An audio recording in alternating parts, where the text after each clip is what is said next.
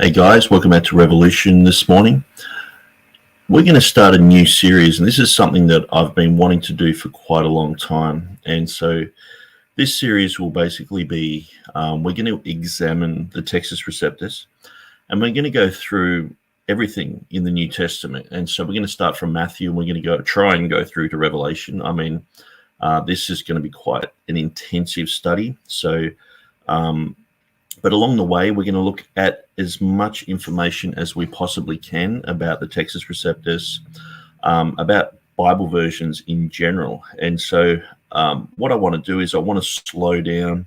I want to look at, things like Scrivener's text, Beza's text, the King James Version, the 1611, the 1769, the 1900, and look at all the differences that they talk about. And so, apparently we're afraid of variance. We're afraid of looking at things. We're afraid of examining things. Apparently we're just like the Muslims. We're just like the Catholics. We're just like other cult groups. And so we're textual absolutists, apparently. So I guess, we want to basically get to the bottom of these issues, and we want to get to the bottom of what differences there are in the Bible. So basically, who would this study appeal to? This study would appeal to anyone who is Textus Receptus only, King James Version preferred, King James Version only, a textual absolutist, whatever label you've been labeled with, or whatever label you prefer to put yourself under. I'm going to be looking at everything. And so we're going to go through Matthew 1. And so what I'm going to do, I'm not going to start with Matthew 1 today, but I want to continue on whenever I've got time. I'd love for this to blow out and for us to be able to do this sort of study every day. But obviously with time restraints, I'm going to commit myself to one of these videos a week for starters. And we want to look through manuscript evidence. We want to look at what commentators have said. So say like with Matthew 1:1, there mightn't be much written on that. I've probably written the most out of anyone that I know on that one verse, because I've sort of tried to reset this a few times. I tried it on Facebook. I tried it in a blog and a few other things, and it just sort of has fizzed out, and it's usually just ended up my own little study. But with this interactive platform, I think it'll be good because we can all sort of go along this journey together. And if you know that I'm going to be looking at Matthew 1:1 next week, then you're like, okay, cool. I'll look up a few things. I'll grab the Luther Bible. So we got people on this channel. We got people from Macedonia. We got people from Italy. We got people from England. We got people from all over the world. And so it will be great also to look at versions, and just to go through and say, okay, this version has this one has that. And so at the end of the day, what we really want to do is promote the King James Version. We want to promote the underlying Greek and Hebrew text underneath the King James Version, underlying it. We want to look at Scrivener. We want to look at different TR editions. I've always done this, and most people I know do this type of study, but it seems that there is a lot of slander that basically, James White, they just sort of, it's like the whack-a-mole thing. The mole comes up and you go to whack it, and then James White pops his head up and says all this rubbish, and then he goes in his hole, and Mark Ward pops up and says rubbish, and then Timothy Berg pops up, and then other people. It's just this constant thing, and you're trying to whack these, and it's like, well, okay, I'm going to continue to whack those moles on the head. I'm going to continue to go through their videos and expose where they're slandering us and lying, and where they're misrepresenting the truth, and where they're causing huge division in Christianity. But at the same time, we want to be proactive. We want to look at the Textus Receptus. We want to promote Textus Receptus Bibles as well. If there's a Bible in Japanese, it's a TR version. We want people to know about that, and we want to So if they meet someone from Japan, they can go, well, I can order that through the Trinitarian Bible Society or whatever, And so we want people's knowledge of the TR to get to a higher level, because sometimes a whole generation can go through time and they study these things to the nth degree, but it ends up just in a book on someone's shelf, and it doesn't necessarily go out to the masses. And oftentimes you hear argumentation that was cleared up 10 years ago. You can look today and those same arguments are being rehashed. It's the same horse, it's just a different jockey. And so we want to go through those things. We want to clear things up. We want to elevate this conversation so that it's not just going around and around in circles and us answering the same, dumb questions that keep getting asked to us. We want to be able to say, look, here's all the information. And so what I want to do too is with this video, I'm just going to be hashing out a bunch of things that I want to do. So I've got a general idea. I've got like 80% of it sort of sorted out, but there might be a few ideas that you guys come up with that will help. And so I want to look at commentaries on this. We want to go through Matthew Henry's, and we want to go through a whole bunch of other stuff. So this is going to be a pretty in-depth study. And so on one verse, we might spend a month, on another verse, we might spend, just a small amount of time, because it's not really that important, or there's no variations, or it's just like, but we also want to look at the doctrines of these verses, because this is the thing. These guys say no doctrine has changed. And so we want to examine these.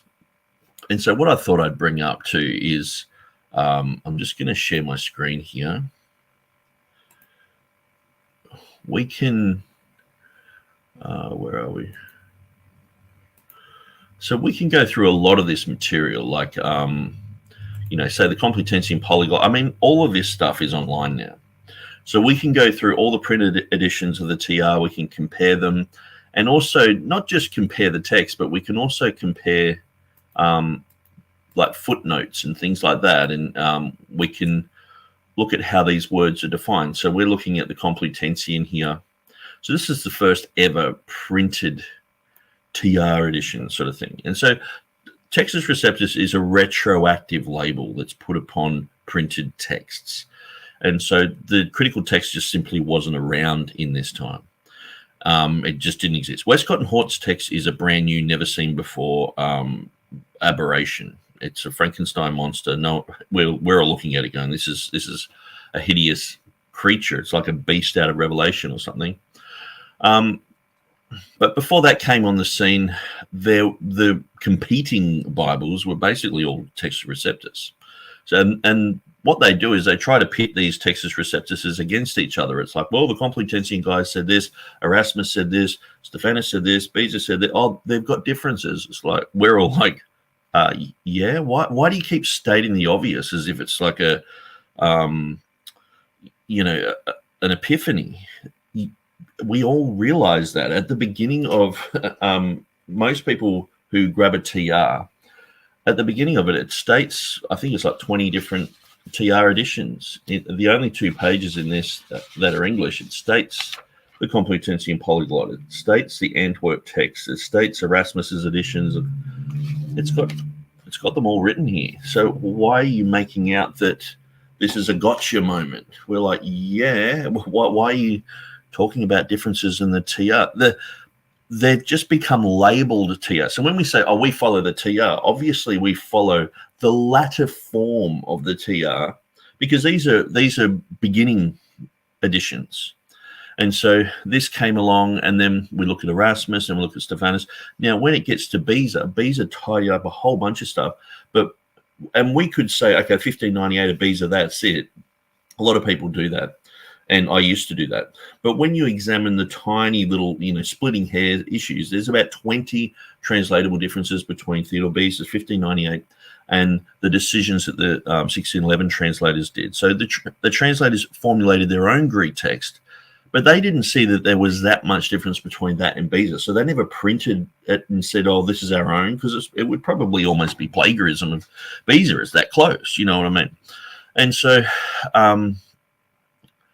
So they never printed a Greek or Hebrew text, a parallel text. If they had done that, there would be no King James only movement. We would just go, okay, that's the text, and here's the English translation from it, and the words mean the same thing, and they can be translated into each other, and there's no problem there. And so I think these guys like James White, Dan Wallace, Mark Ward, and his Textual Collective crew, Stephen Boyce, a bunch of other guys, they want us to be completely divided on this. They want to put people into camps, Ruckmanites and absolutists. You're like a Muslim now, or you're like a Catholic now.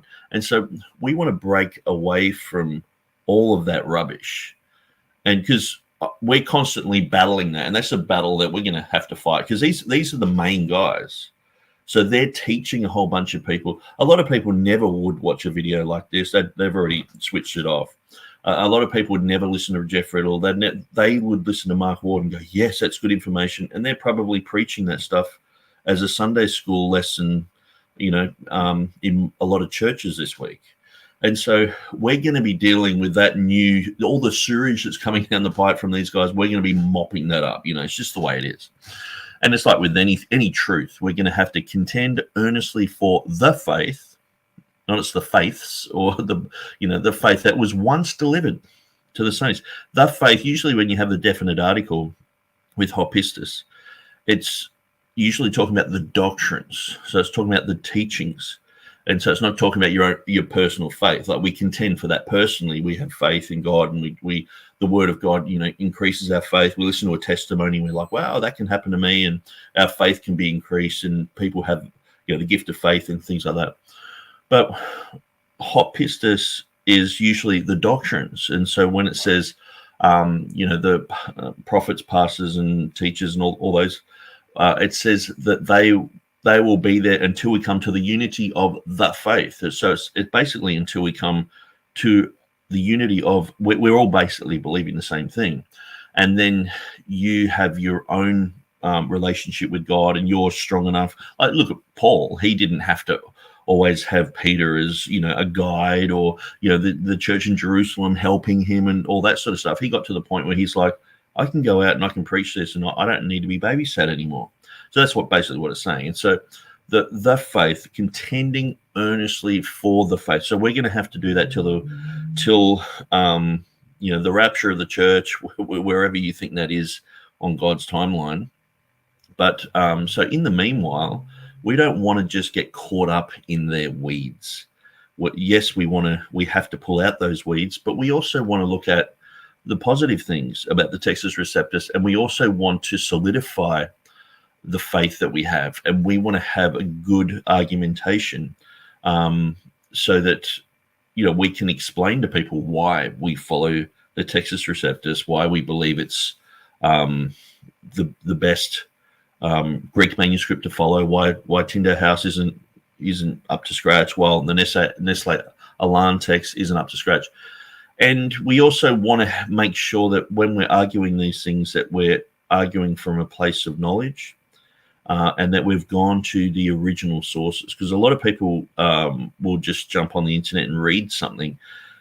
If you just read, like, say, through Scrivener's material, there's a lot of errors, there's a lot of mistakes, and I'm finding that it's very unreliable. And yes, and in a lot of ways, and I've been saying this for 10, 15 years, Scrivener is contra to the King James and to the Textus Receptus.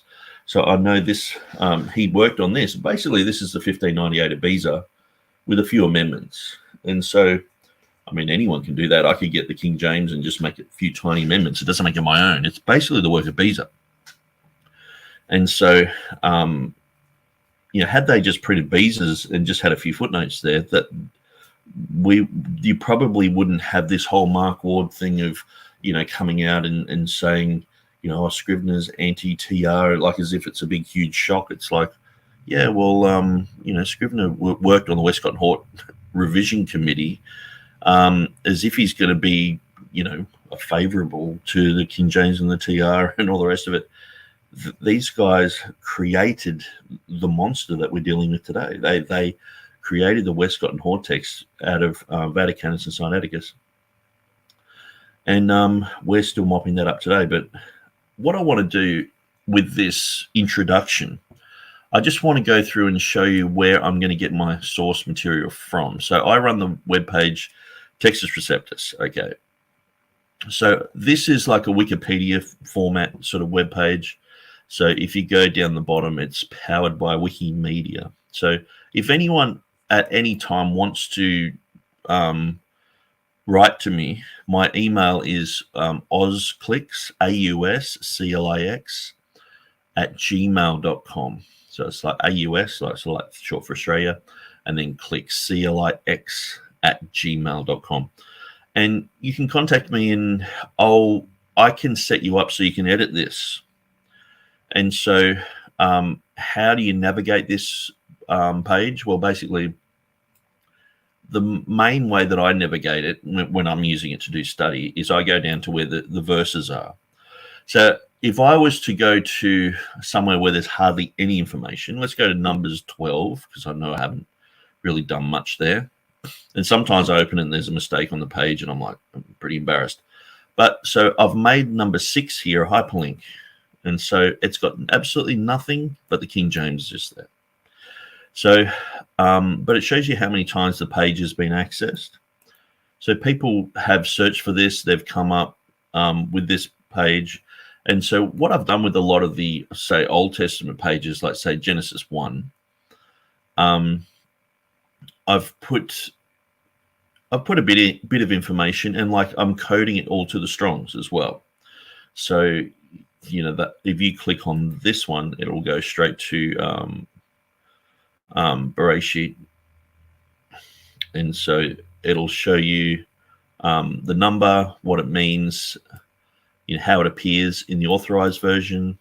And then down the bottom, oftentimes I've just got this template that sort of shows a whole bunch of manuscripts and a whole bunch of links to other KJV TR websites as well, and some internal links. So some people mightn't realize that I've written a lot about Revelation 16:5 or 1 John 5:7 or Erasmus, and so they can go through and just have a quick sort of look at those. And so also what I've done is I've got scriptures containing here. So scriptures containing this verse. And so I'm constantly going through and clearing these up, because sometimes I've just sort of copied and pasted it into there, and, you know, put a few Strong's numbers, but there's a lot of work involved in doing all this. So with the Old Testament, I haven't really done that much, because most of our battle is in the New Testament. So let's just go back and look at the New Testament. So I won't go to Matthew 1:1 because we're going to go there next week. Actually, I might go there, but I'll just go to sort of like a random, we'll just go to like Matthew 4 somewhere. And the thing is to, like, yeah, as you can see, these are all coded to Strongs. So every word is being coded. So you can look up, sorry, I'm just got a pop up here for some zip file thing I haven't subscribed to. So say if I was to look up the word devil. Okay. Diabolos, and it shows you what that is. And then so scriptures containing that, you can see where they are. And so what I want to do is put this type of format with every single number. So it's taken quite a long time to get to this place. But so that basically that's my website. And so at times there are verses. So, or basically, if you go to, say, like, I will go to Matthew 1:1 because it's the best example. So Matthew chapter 1, we'll go to verse 1. And this is like a template page. And so at the top, I've got the text of Bezer. And so Vivlos Genesios Jesu Christu Uyo David Uyo Abraham. And so then I have the 1900 pure Cambridge edition of the King James, the book of the generation of Jesus Christ, the son of David, the son of Abraham.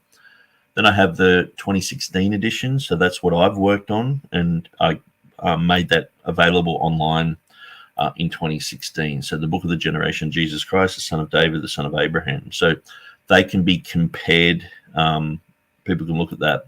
So then what I have is a interlinear. And so you can look at the case and the tense, the number, the gender, the person, the voice, the mood. And so these are genitive. And so you'll only get a little bit of information about that. But I've also got a bit of a pronunciation guide. So this is in modern Greek. So Vivlos, Genesios, Jesu, Christu, Uio David, Uio Abraham. And so even just like saying David, see the delta is actually like a the. And so just having those tiny little things, that's the sort of thing that I want to sort of clear up. Tiny little details and go through this. So the commentary, basically, I'll go through and explain what Matthew 1 is, go through and talk about, how it fulfills prophecy. And then I go through the words. Okay, what is the book? Vivlos. Okay. And so I talk about why it has the book instead of just book. And so what an anatherous noun is. And so in the Greek, you don't need that. But in the English, we need a the to explain the book, where in Greek, they just have vivlos, which equates to the book. So then I've got where this Greek word comes from. Vivlos is a place. And so I talk about that a little bit. And then, see, sometimes I've gone through it. I've got the annotations of Beza here. It's in Latin, 1598, but in all honesty, I don't read Latin. And so I don't really know what that says. I can make out a few things here and there. I can make out, the Hebrew and the Greek, but when it comes to the Latin, I'll throw it into Google Translate, but sometimes that can throw me for a spin as well. And other people like Edward Lee, he said this, but I mightn't have any comment on that. It's just like, okay, that's what he said. Let's move on, sort of thing, where some things I've gone over it and over and over quite a lot. And so, the Vivlos Genesios is in the Septuagint, in Genesis 2:4, which is actually the Vivlos it shouldn't be in there. So you can tell this is one of those examples where they've copied and pasted from the New Testament into the Old. You can tell they've done that here, and so they've copied it. And then, I've got a whole, whoops, I actually went there. So this is where English versions are compared, where there seems to be three different types of words here. So you've got generation, then you've got history. So the Jehovah's Witness Bibles have, the history, and then they have a footnote or genealogy. And then other Bibles, more modern Bibles, have the genealogy of Jesus. And so we look at all that, bit of Chrysostom, a few other guys. And sometimes I'll just hear in a sermon that someone's talked about Matthew 1:1. And so I just grab that information, I put it in here, but I don't really know how that's going to add up until I've thoroughly studied this sort of stuff. And so, Piscator, I've got his whole Latin thing there. And sometimes I've typed this out myself. I'll grab it. There's a program called Google Lens. Now, if you've got an iPhone, you can go to Google Lens. Now, I might just get my screen bigger here, because I'm hoping that some of you guys will help me with this. Okay, so this is a Google program that I think I typed in Google Lens in it. It just looks like Google, and so it's on my iPhone. But if I click the little camera one in the corner there, then I can look at, say, the text here. Oops, search with your camera. And I can go text, and I'm not sure if you can see that. I'm sorry if I'm doing a bad job. Yeah, there you can. So you can see it's highlighted all the text. And so I can actually copy that and paste it into, so what I'll do is I'll copy that and I'll send it to myself in Facebook, and then I copy it into a, some sort of program, Word document or Notepad, and then I just look at it, and a lot of the time it's got everything written there. Sometimes it'll mix up a few letters, but so say if I have Erasmus's annotation on Matthew 1:1 here, I can do the same here. Now, obviously, it's going to mess up a few letters. When it gets to the Greek, it's going to look like Chinese or whatever. So, but I'll get a lot of it. So even if I've gotten like 80% of it, it's like, okay, well, I can just go through and spend 10 minutes clearing up a few things. And so Google Lens is a very good tool for doing that sort of stuff. And when you're looking at some of these older annotations and things like that, they can be quite, the font can be quite bad. So what I'm going to do is I'm just going to, looks like there's a lot of comments. So I just want to keep on top of that. I read several different versions. So this is Michelle Clary, but the King James is home. It's so familiar. It's absolutely beautiful. And, I read different versions too, not usually to get much insight from them, but to compare them and to see what's actually going on. Because some of the modern versions are quite dangerous. Listening from Idaho, USA, so Stephen Hayes. Hey, Stephen, welcome to the program. Follow in truth, LJ. The KJV is the final TR just in English rather than the original languages. Yeah, and it's when people say which TR, I just go, well, the King James. And if they want to get technical, it's like, well, the underlying Greek and Hebrew text that the King James translators used.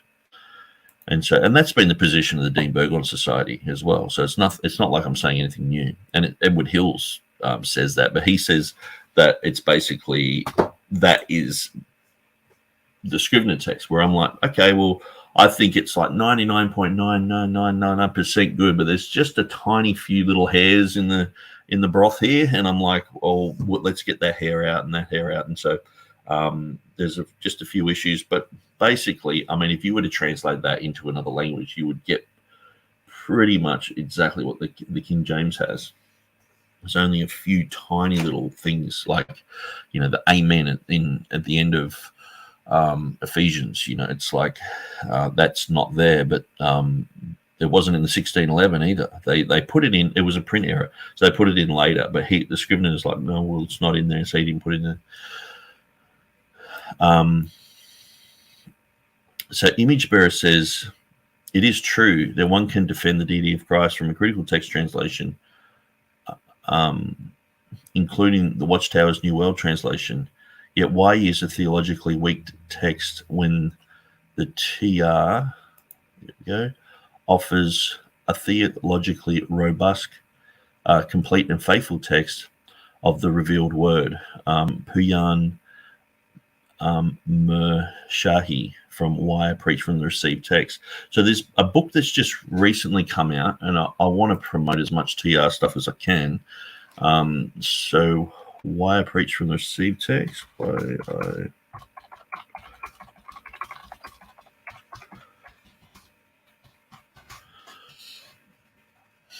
Okay, so this is, there was a book that came out in the 1990s to do with creationism, and it was like 50 scientists' reasons why they believe in creationism.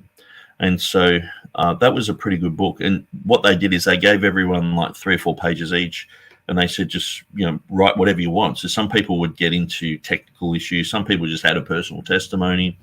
But it was quite good to read through. Sometimes I would go through, 3 or 4 pages of one person. It was really good. Other times it was so technical that it was way over my head because I'm not a scientist. But I found that very helpful to go, wow, there's these 50 guys out there who are really intelligent guys working in scientific fields, and they're creationists. And so it actually really boosted my faith that there were other people out there who believed in young earth creationism. And so I think this is a very similar type of book. And so Why I Preach from the Received Text, an anthology of essays by Reformed ministers. So this is by Reformed ministers. So one thing I'll let you guys know from the get-go, I don't want to, trick anyone. And, James White thought I was Reformed because I do know quite a bit about Reformed theology.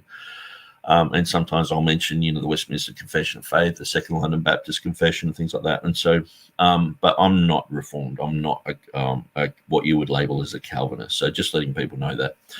And I know some people separate on that. Usually I'm sort of like the stray cat, and people don't mention me or footnote me or anything. But I do know that sometimes I'll say things, and then I'll listen to someone's program, and it's like, I'm the only one who I know on the planet who's ever said that, and they're copying me. And so I do know that some of these Reform guys, follow me and things like that. But that's fine. I mean, we're focusing on the text. We're focusing on bibliology, and so so I'm half the time I'm promoting these guys more than anyone. I mean, if you look at the front page of, I'll just go to, where am I? I'll just go to the top of my page here on the TR website. And I mean, nearly every link is to a Reformed Calvinist, old past publication. Well, that's the Dean Burgon Society guy. That's different. But then Textus Receptus Bibles, that's Keith Mason. And so he's Reformed. And so he's in the UK there. KJV Today, I can't tell you who he is. But Will Kinney, he's Reformed. Keith Mason, again, a few ones there. KJV Defense, I'm pretty sure that that's Martin Shue, that he was Reformed. 1611, I don't think they're Reformed. Skyne of Zion, Dean Burgon, sort of roots. So you're looking at half of these guys Reformed, so Trinitarian Bible Society. And so, we do intermingle with a lot of this stuff. And so really all we're dealing with here is the facts and the stats and all that sort of stuff. And so we're sort of overlooking, that type of argument. We can, go into another room and debate all that, but we don't really want to do all that here, So it's like, arguing about eschatology or whatever. I'm sure that we would have 4 or 5 different opinions in the chat about that. But, and as we go through, we will look at those things, and I might have a bias or whatever, but, I'm going to be mostly focusing on the facts and stats and figures, and that, I can read someone who's an Anglican and get the same information as I can from Jeff Riddle, as I can from Dean Burgon Society, or from anyone. So Colony of Cells says there were many translations during the Reformation era, and saying the KJV is the final TR just sounds like an American bias. Well, coming from Australia, I would say that's definitely not an American bias. We were King James only for quite a long time here. We actually had laws in place that we could only use the King James. And so when we look at, the Book of Common Prayer, there was a certain final edition of that had a bunch of Coverdale readings in it. And that sort of became the stock standard one. And so they had laws here that you couldn't use any other one. The Anglican Church pushed for that. We still say the Lord's Prayer in Parliament from the King James here in Australia. So we're a representative government under the monarchy. So we're still under the Queen. Now, we know that the Queen is a little bit unorthodox nowadays. And, as the head of the Church of England, it's not really matching up with what we see in Scripture. But there is a history of, with the King James, with the royal family, with the Commonwealth. And so having the King James as, we were basically King James only. You couldn't have any other text. It was in Australian law for about 100 years. You couldn't have any other text. And so we were King James only as a whole country. And so it's not just this modern thing. So since Westcott and Hort, they're like, okay, we've got these other texts, and it's like, okay. And so then they're introducing things. But I've talked to people who are, I guess, like in America, I think they got a new name, like sovereign citizens or whatever. And they, people who are sort of like libertarians and believe in getting property or a allodial title and all this sort of stuff, and not having number plates and not paying you. And we have those type of people in Australia too. And so one guy I was talking to, he wasn't a Christian. He just knew law, and he had tons of books on law. And he said that you can't change the Bible because there are certain things that the Magna Carta base upon the scriptures that affect Australian law. And if you actually change the underlying foundation of that, you're actually changing Australian law.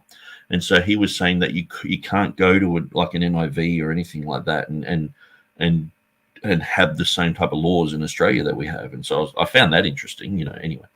But he was a bit of a conspiracy theorist. Like when you talk about conspiracy theory, he was the real deal. He was like, chemtrails and all that sort of stuff. He was he thought I worked for the government and that I was spying on him and all sorts of things. And I kept reassuring him, Jeff, I'm not, a spy. And I was just interested in what he had to say because half of what he said was brilliant. The other half was nuts. And so it's funny you meet people like that, and it's like you sort of they're very interesting people. And some of these guys have a certain truth, but at times they are in trauma because of what's personally happened in their life. And he actually had people with crop dusters going over his property, poisoning his property, and he had a lot of proof for this back in the 1960s. So that's why he believes in chemtrails, So he actually had legitimate reasons. Most other people are like, I saw a thing in the sky. And I know some people are probably triggered right now because you do believe in chemtrails. I just think it's just water vapor personally, but we won't go into that. But anyway, so he was saying that you can't change the Bible because of Australian law, which is quite interesting. And he knew his stuff. He wasn't a dummy, but he was a conspiracy guy. And when I say conspiracy guy, Mark Ward labels us as all conspiracy guys, So I don't know anyone who doesn't believe in a conspiracy. I mean, it's just strange. Like there's conspiracy theories that I think are really dumb and really stupid. And there's conspiracy theories that I've looked into and rabbit trailed and gone to the end of it and gone, wow, that was true. And the first one was Waco, Texas. I remember looking into that. And, I can hold that at arm's length because I'm from Australia. And I just looked at the facts and the stats and the figures and watched a whole bunch of movies on it. And I was like, man, that these people were raided by the FBI. And pretty much to cover up that they illegally entered their premises and a few people got shot. What they did is they basically surrounded them for like 50 days, and then they torched the place and bulldozed it, and they shot a bunch of people. And it was like, that's what's happened. And when you go down that rabbit trail, you can't ever really come back and go, well, the FBI did the right thing there, or, because I'd heard the other side of the story, and I thought, oh, well, they were just a suicide cult. And it's like, oh, well. But then when I started looking into it, I couldn't stop looking at it, and I just kept looking and looking until I was like, man, I'm really disappointed because I thought the Americans were the good guys up until then. And that was the first thing that sort of broke the ice. And then since then, I went down a whole bunch of rabbit trails, like to deal with, what's happened with, the American war, the military-industrial complex, and, in Iraq and Iran and 1953 in Iran, the overthrow of Mossadegh. And I went through that rabbit trail. But then you find people like Ron Paul, and Ron Paul's like, yeah, that's all just fact. And a lot of the things, that are labeled conspiracy theories have been, Hillary Clinton would come out and just say, well, we created Al-Qaeda. And you're like, yeah, I've been saying that for like 20 years, but I'm a conspiracy theorist, apparently. Usually a conspiracy theorist, a true conspiracy theorist who has theories that actually come true. They're just people who have sort of worked it out before everyone else. And so people lump these together with, flat earthers and Area 51 alien conspiracy theorists. And anyway, I had no intention of going down that path, but we did. So the Jubilee Bible, based on not just the KJV, but also other English translations like William Tyndale, also Reformation era Spanish translation, many TRs, many Masoretic texts. KJVO is like American bias. Okay, so I understand what you're saying, but to me, it just seems like what happened after the King James came out was people just sort of stopped looking for where all the words of God are. I know there were scholarly curiosities, like say the London polyglot, Walton's polyglot, where he looked at Codex Alexandrinus, he looked at a whole bunch of other things, and they based their text on the 1550 text instead of the 1598. And so it's like, okay, but looking back in time, that didn't seem to really affect the Bibles in those days. It's not like, so they had the Elzeva text, but then after that, it's not like a brand new TR just came out and a whole team of people had created. It's like the TR creation or, compilation, I should really call it. The TR compilation sort of finished with Beezer and the King James guys, and that was it. And then it's sort of like game over. Elzeva's sort of popped up and printed a few things. But apart from that, it wasn't until then later on, Griesbach and all the critical text guys got involved. And so that's why it's like, well, the TR thing sort of finished. That people were like, well, we've nailed it. Let's just focus on preaching this text and getting good doctrine from this text and writing confessions on this text. And so King James translation, American bias. Yeah, it is kind of funny because like the Trinitarian Bible Society, but I understand that there are more, say, King James only, or what would be labeled that in America than there are around the rest of the world. But I think that's just because there's more Christianity in America, way more Christianity in Australia. Christianity's like fizzed. In the UK for the last 15 years, there's been more mosques than churches, and so I have no American bias for KJV. Will be similar to Russell Stendhal, who did his Jubilee Bible by looking at many Reformation era translations, many Reformation era TRs, even those not used by the KJV. Okay, so that's interesting. I don't really know much about the Jubilee Bible, but I'll check that. Pure Aussie Gold said, "Morning, Nick, and howdy, chat crew. 9:14 Sunday here. Time for church. God bless." Image Bearer says, "Hey there, PAG. Never heard of Google Lens before. Seems like a great tool. It is a really good tool. And so the thing is too, even if it's just an English text, because it's got translate on it too. So you got the option. You can. I wonder if I can just show you that. Yeah. So where are we? Down the bottom there. See, it's the white box that's highlighted there is text, and you got search, but you got translate. So I can just click on translate, and it'll translate every word for me. So it's a great tool. Book of the Generation, that is a review of the ancestors and usually called a genealogy. So it's a great little tool. And also you can, another thing that I do quite frequently, because I'm quite a busy guy when it comes to going through Bible texts, and I don't have that much time on my hands, and a lot of people are contacting me and saying, can you do this and can you do that, and they try to give me more work, and I'm like, man, I am so flat out. Like I could have 10 people working for me and I'd still be busy. But there is a program, so I've got a program on my iPhone here called Text to Speech. Okay, so Text to Speech, great program. So what you do is you basically copy and paste your thing in there.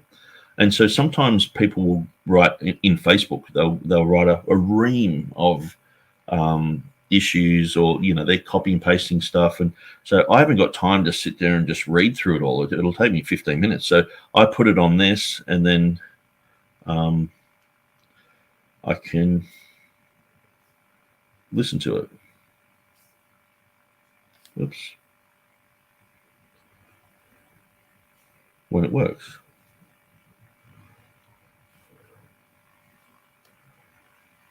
Oh, it's done a banana on me. Well, what I'll do, I'll copy from Google Lens.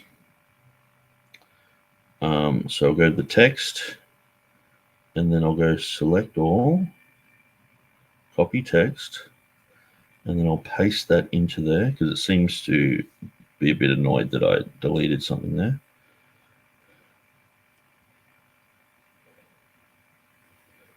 Well, this is the first time it hasn't worked. So it's Murphy's Law in Australia. We have a thing called Murphy's Law that if it is going to go wrong, it will go wrong right at the worst time. So, and I've also got a program on my computer called Balabolka. Now, Balabolka, I copy and paste text into there, and that way, when I'm working, I can have that reading in the background. Because sometimes there's a whole bunch of stuff that I don't really care about, but then it's like, oh, that's the bit that I was looking for, and it saves me a lot of time. And it's in computer voice, but you get used to that. So Colin Yesel says it is an American bias for the KJV if you give more authority to the variants used by the King James Version translators, ignoring the other Reformation translations like German by Martin Luther, Spanish by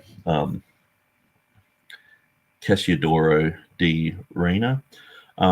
Well, the King James translators went through Luther. They went through the Spanish editions. They went through everything.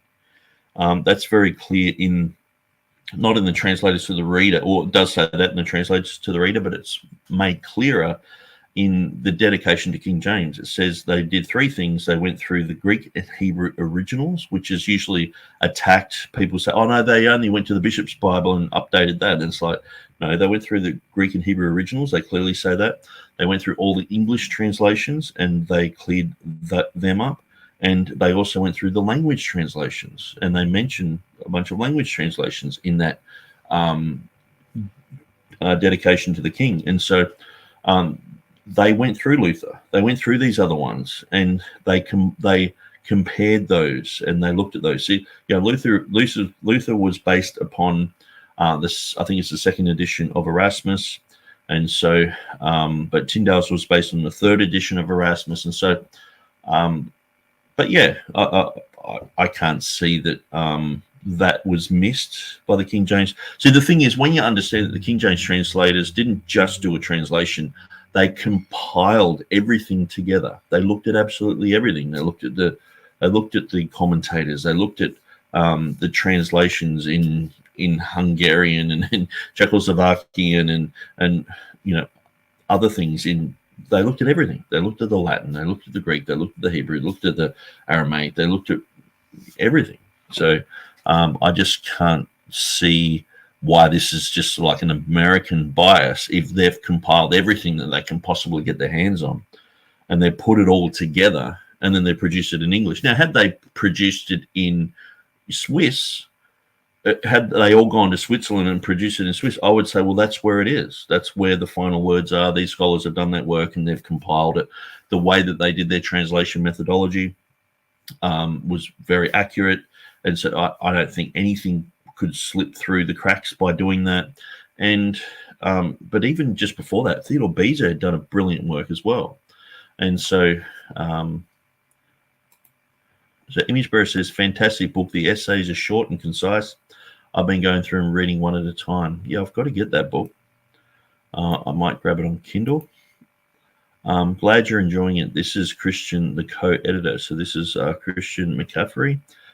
So yeah, a lot of people are enjoying that book. So yeah, I'll put it up here actually. This one here. So you can get it from Kindle for $11. And so I'll probably grab that today. You can get it hardcover for $25. And so I'd highly recommend that. And we also have Jeff Riddle. He's got John Owen on Scripture. So that would be an interesting one to go to.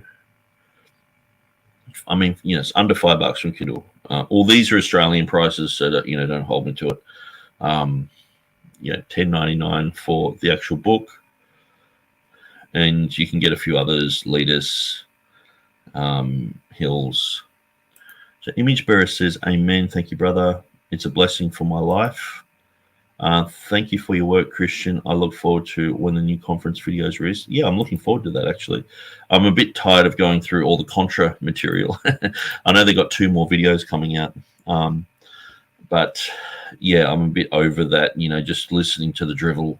And I'm not saying everything they say is wrong. It's just sort of like, it's like 60% is wrong. And it's a drain on your spirit when you're constantly critiquing something like that. You feel like a lawyer.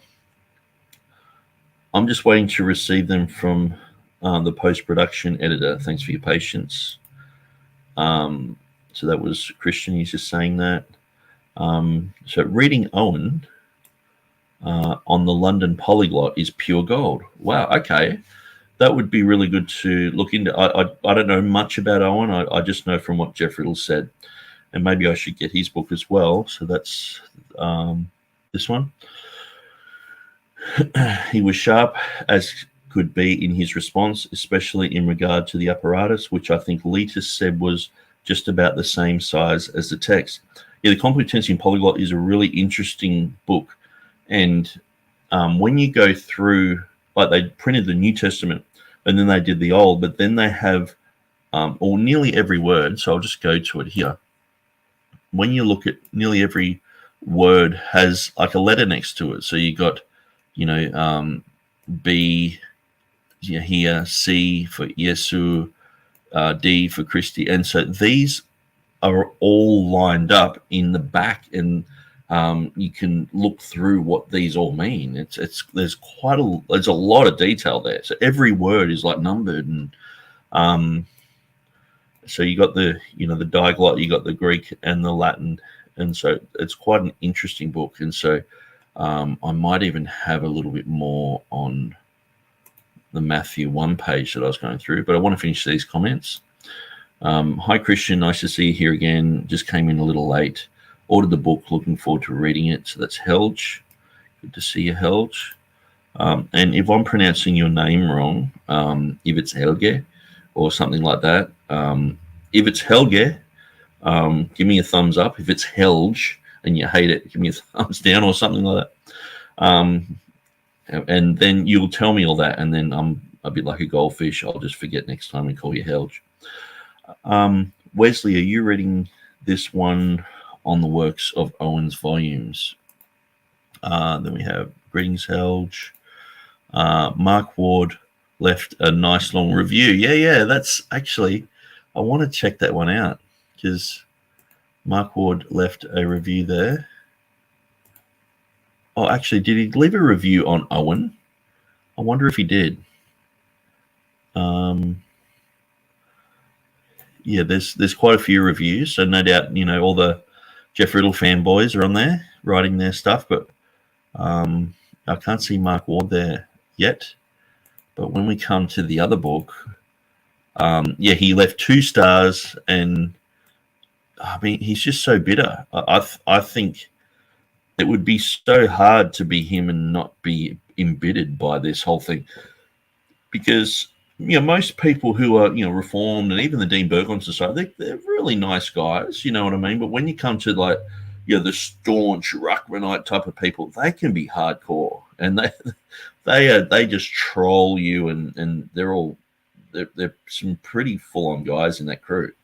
And so he's dealing with that as well. I sort of feel sorry for him in a way, but if you stand in front of a train, you're going to get play on the highway and you're going to get hurt, sort of thing. And he's got quite a long review. So what I would do is I'll just quickly show you, like I was saying with the Balabolka thing. So I would grab that whole thing because I haven't got much time, and then I would just go, where am I? I've got 4 screens open here. Balabolka. Where did Balabolka go? Oops, it's still opening. Here we are, Balabolka. Very simple. You can change your pitch and everything. So I would just go into there and go play. I've wondered how I can fairly describe a book that has more than 24 authors. There is, indeed, a spectrum of views represented here. So you can change the rate. You can go a bit faster. The contributions do not all perfectly cohere. So I think I'll describe the polls, which I take to be the contributions of Mullen and Myers. And then I'll examine what they said about the main issue at stake in the debate over the KJV, the current intelligibility. See, I'll listen to something on that speed if it's really big and long, and but probably him about rate 2. You can change the speaker as well to be, well, I've only got another speaker here, which is 0. I think it's a woman's voice. But anyway, so that's what I would do with that, just to give you some understanding. So Helge, I think I got a thumbs up for Helge. So I'll go with that, Helge. Okay, so I've lost my place of where I'm at. Hi, Christian. Good to see you again. Oh, yeah, he left a review for Jeff and Christian's book. Okay, yeah, so that's what we've just gone through.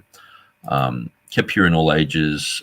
Ward, I cannot recommend this book, and I'm dismayed by the tiny confessional bibliology movement, that the confessional bibliology movement has gathered enough strength to publish it. I pray that its days will be few. This guy's getting bitter. And you can just see it. Like in the last video I did, it was all about textual criticism. And then in the end, he just talked about this. I'll get the... actually haven't had time to read it through, but it was this. The Maniac, and he read about conspiracy theorists and how they see a conspiracy under everything. And I was like, that's why I was talking about conspiracies before, because it's like, okay, well, I guess I could be labeled a conspiracy theorist, but pretty much everything I've ever had a conspiracy about has come true, or someone major in the government said, yes, we did invent Al Qaeda, or we did do MK Ultra experiments on prison people in prison, and on CIA agents, and and I live in Australia. It's different to America. We have our government's been overthrown by the CIA in 1975, so we know what it's like to go, hang on, we thought we were a sovereign nation. Basically, America is like the new Rome, and so to say that they don't intermeddle with politics and things like that is just, you would have to believe a conspiracy to go against that. We have a spy base here in Australia called Pine Gap, where we have 1,000 CIA officers working there, spying on us. They're listening to what I have to say right now. They've been spying on us since the 1950s. And so in Australia, that's just common knowledge. It's not like it's outer space or anything, or Area 51. You can go and visit Pine Gap. I've had people in the same church as me who work there, and they can't tell me anything about it. I know cleaners who clean there, and they're like, yeah, well, what you're saying is true. There's about 1,000 CIA officers who work there. They spy on us and give the Americans the information. So there's a thing called echelon. You can't spy on your own people, but you can get other people to spy on you, other countries, and then you can get their information through sort of like a loophole. It's pretty weird. But anyway, it's called the Five Eyes if you want to go down that rabbit path. But yeah, so he was calling us conspiracy theorists and all the rest of it. And then he actually quoted from this book called The Maniac. And so I just found that it was so embittered. And when he was saying it, it was like he's just very bitter, like it was sort of like an ex-wife or something who's just, your husband's gone off with the young girl or something. He's just there like embittered and angry and saying it with such venom. And I was like, man, this guy has become unhinged. And so, yeah, saying, oh, I hope it stays a few and all this sort of stuff. He's just become an enemy of the gospel, really, because what are they offering? I mean, even I was looking at Timothy Berg's comments in Facebook the other day, and he just said, I read this Bible and that Bible was like ESV and New King James or whatever. And then it was like, and the Message. I'm like, what do you guys, what's the cure? It's you're pointing out all the problems. Okay, what's the cure? What do we do? Just read all the Bibles out there, just this vague. Don't be if you're precise, you're a cultist. If you're imprecise, you're fine. And that's why they love people like James Snapp. James Snapp can be part of their crew because he's not precise. He's our majority text, and he's even different to a lot of other majority text guys. Well, he's actually not majority text. He's equitable eclecticism, which is a little bit different. But anyway, so Colony says, Mark Ward, has a longer review in his blog, and most of his criticisms are about the confessional bibliology writers denying the archaic words in the King James are a serious problem. Well, I don't think, I mean, at the end of the day, that's not the main issue that we all deal with. We deal with the issue basically saying that we want all the words of God somewhere, and we believe that's in the King James, and that's in the underlying Greek and Hebrew text of the King James. And so that's pretty much all of our positions. And so some people are like, oh, if it's in the English, you're a Rachmanite. If it's in the underlying text, is that Scrivener's or whatever? And I'm sort of like, well, Scrivener's is very close to what I would consider what the King James guys produced, but there's a few tiny hair-splitting issues there. And that will be good with this study to go through those things, And so obviously I'm doing my videos on Scrivener. I just put out another one the other day and just showed you basically where Scrivener did another unnecessary change in his Greek text, which causes the New King James to have that in italics, where it's in the King James, it's not in italics, because the Greek text of Scrivener doesn't have it. So that's where I'm like, why did he change it? And obviously I would agree better with the text of Beza. And I would just say, well, if you just check the King James, the readings there, So, but at the end of the day, the archaic words, Trinitarian Bible Society guys, they know all about this. They've got their 700 list of words. The Dean Burgon Society, they produced a defined King James Bible. I've produced a 2016 edition. And so people who are studying through these things, the archaic thing, it's like Mark Ward's come along and just stated the obvious again. It's like, there's hard to read words. It's like, yeah, it's a 400-year-old book, Mark, but some of these words are hard to understand. And it's like, okay, which ones? And you go to the mat on these ones, and it's like, you can just Google them. Like the vast majority of them, you can just Google them. And sometimes it's his own bias against certain terms. Like I was looking up halt in John chapter 5, verse 3. But see, the thing is, Mark will go to the mat about halt and how hard it is. And it's like, to have your legs stop working and you're limping. That's part of the word, But then the next verse and a half is deleted from the critical text. But he can't talk about that. He's talking about halt. We want all the words of God. We don't want the last 12 verses of Mark deleted. We don't want the adultery deleted. We don't want 1 John 5:7 deleted. I mean, if he was like going, okay, and he wasn't on the critical text side, if he was actually promoting like a TR edition, and we'd go, okay, well, let's talk about readability.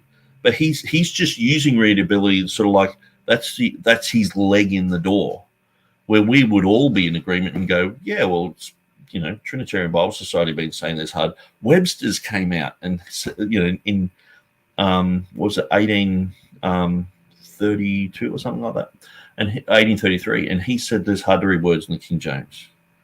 So it's not like it's new. And then Mark Ward will do a video like, Webster agrees with me, and all these people are agreeing with him, and we're like, actually, we all know that. It's not like we're just reading through and there's not a hard word here and there, or there's not grammar that's a little bit hard to understand. But if you stick with it and you go through it, it becomes easier and easier. And after a while, it's not a problem. And the problems of looking those things up, I mean, I think the King James is about as hard to understand as, imagine going through the Byzantine era and you're reading a Koine Greek text 1,000 years later, 1,500 years later. I'm sure that there was a lot of change that happened throughout the years. And Greek was a massive language like English as well. There was a whole bunch of, terms that got, translated differently and redefined. And then they came back to Greece and it's like, well, actually, no, we're going to redefine that again. And so I think some of the variants actually turn up because of this, because some words just become soiled. It's like the word gay. We wouldn't use that usually in a context that I'd say, oh, you're looking very gay today, and all the rest of it. But say the word malaka just means soft. Jesus uses the word talking about king's clothing. If you say that to a Greek person today, it's like It means several swear words. It's usually to do with sexual immorality and things like that. And so the thing is, Greek, it's like, okay, let's see. Imagine Mark Ward being in the Byzantine Empire and going, okay, let's just update some of these words, and then giving them Sinaiticus or something, or Vaticanus. That's what he's doing. He's giving us a completely different text, and this is the deception that we are tired of. It's like the revised version. We got to update the King James, and people are like, wow, yeah, we could update a few words here and there. We could, instead of SHEW, shoe, we could have show. It's like, what's the big deal, And then people sneak in a new Greek text underneath it, and a new, never seen before, Vaticanus and Sinaiticus hybrid, Frankenstein monster, and they put that in there, and they're like, this is the text. And we're like, we just wanted a few words updated. And so then people are like, well, don't update anything. We'll look up those things in the dictionary, So Mark Ward's not acknowledging that there's been heavy deception in the past with this issue, and he is continuing that deception, and he's constantly just basically making out that it's only to do with the readability of the Bible. I mean, and then because we're saying no, keep it the way it is, we've become these absolutists, and we're like Jesuits. It's so dumb. So, but we can see through it. Poor Mark, I think he's fighting a losing battle here, because when he's saying, the small confessional bibliology, the road is broad that leads to destruction. I mean, usually it's the minority that have the truth. You know what I'm saying? It's the majority of sheep who are just going over the cliff. And he's like, we've got all these people. Well, okay. I guess the trans community are they got the truth too, because they're growing. They're absolutely humongous now, and they're getting bigger and bigger and bigger. And so it's like, you're losing there, Mark. It's just stupid. It's just these guys just don't major in logic, or if they have, then they're being quite deceptive and they're using it wrong. So anyway, let's go to the next comment. If Mark was only concerned with archaic words, he would seek to explain the words and point to resources and be done. Instead, he's attempting to steer God-fearing disciples from Jesus and from God's word.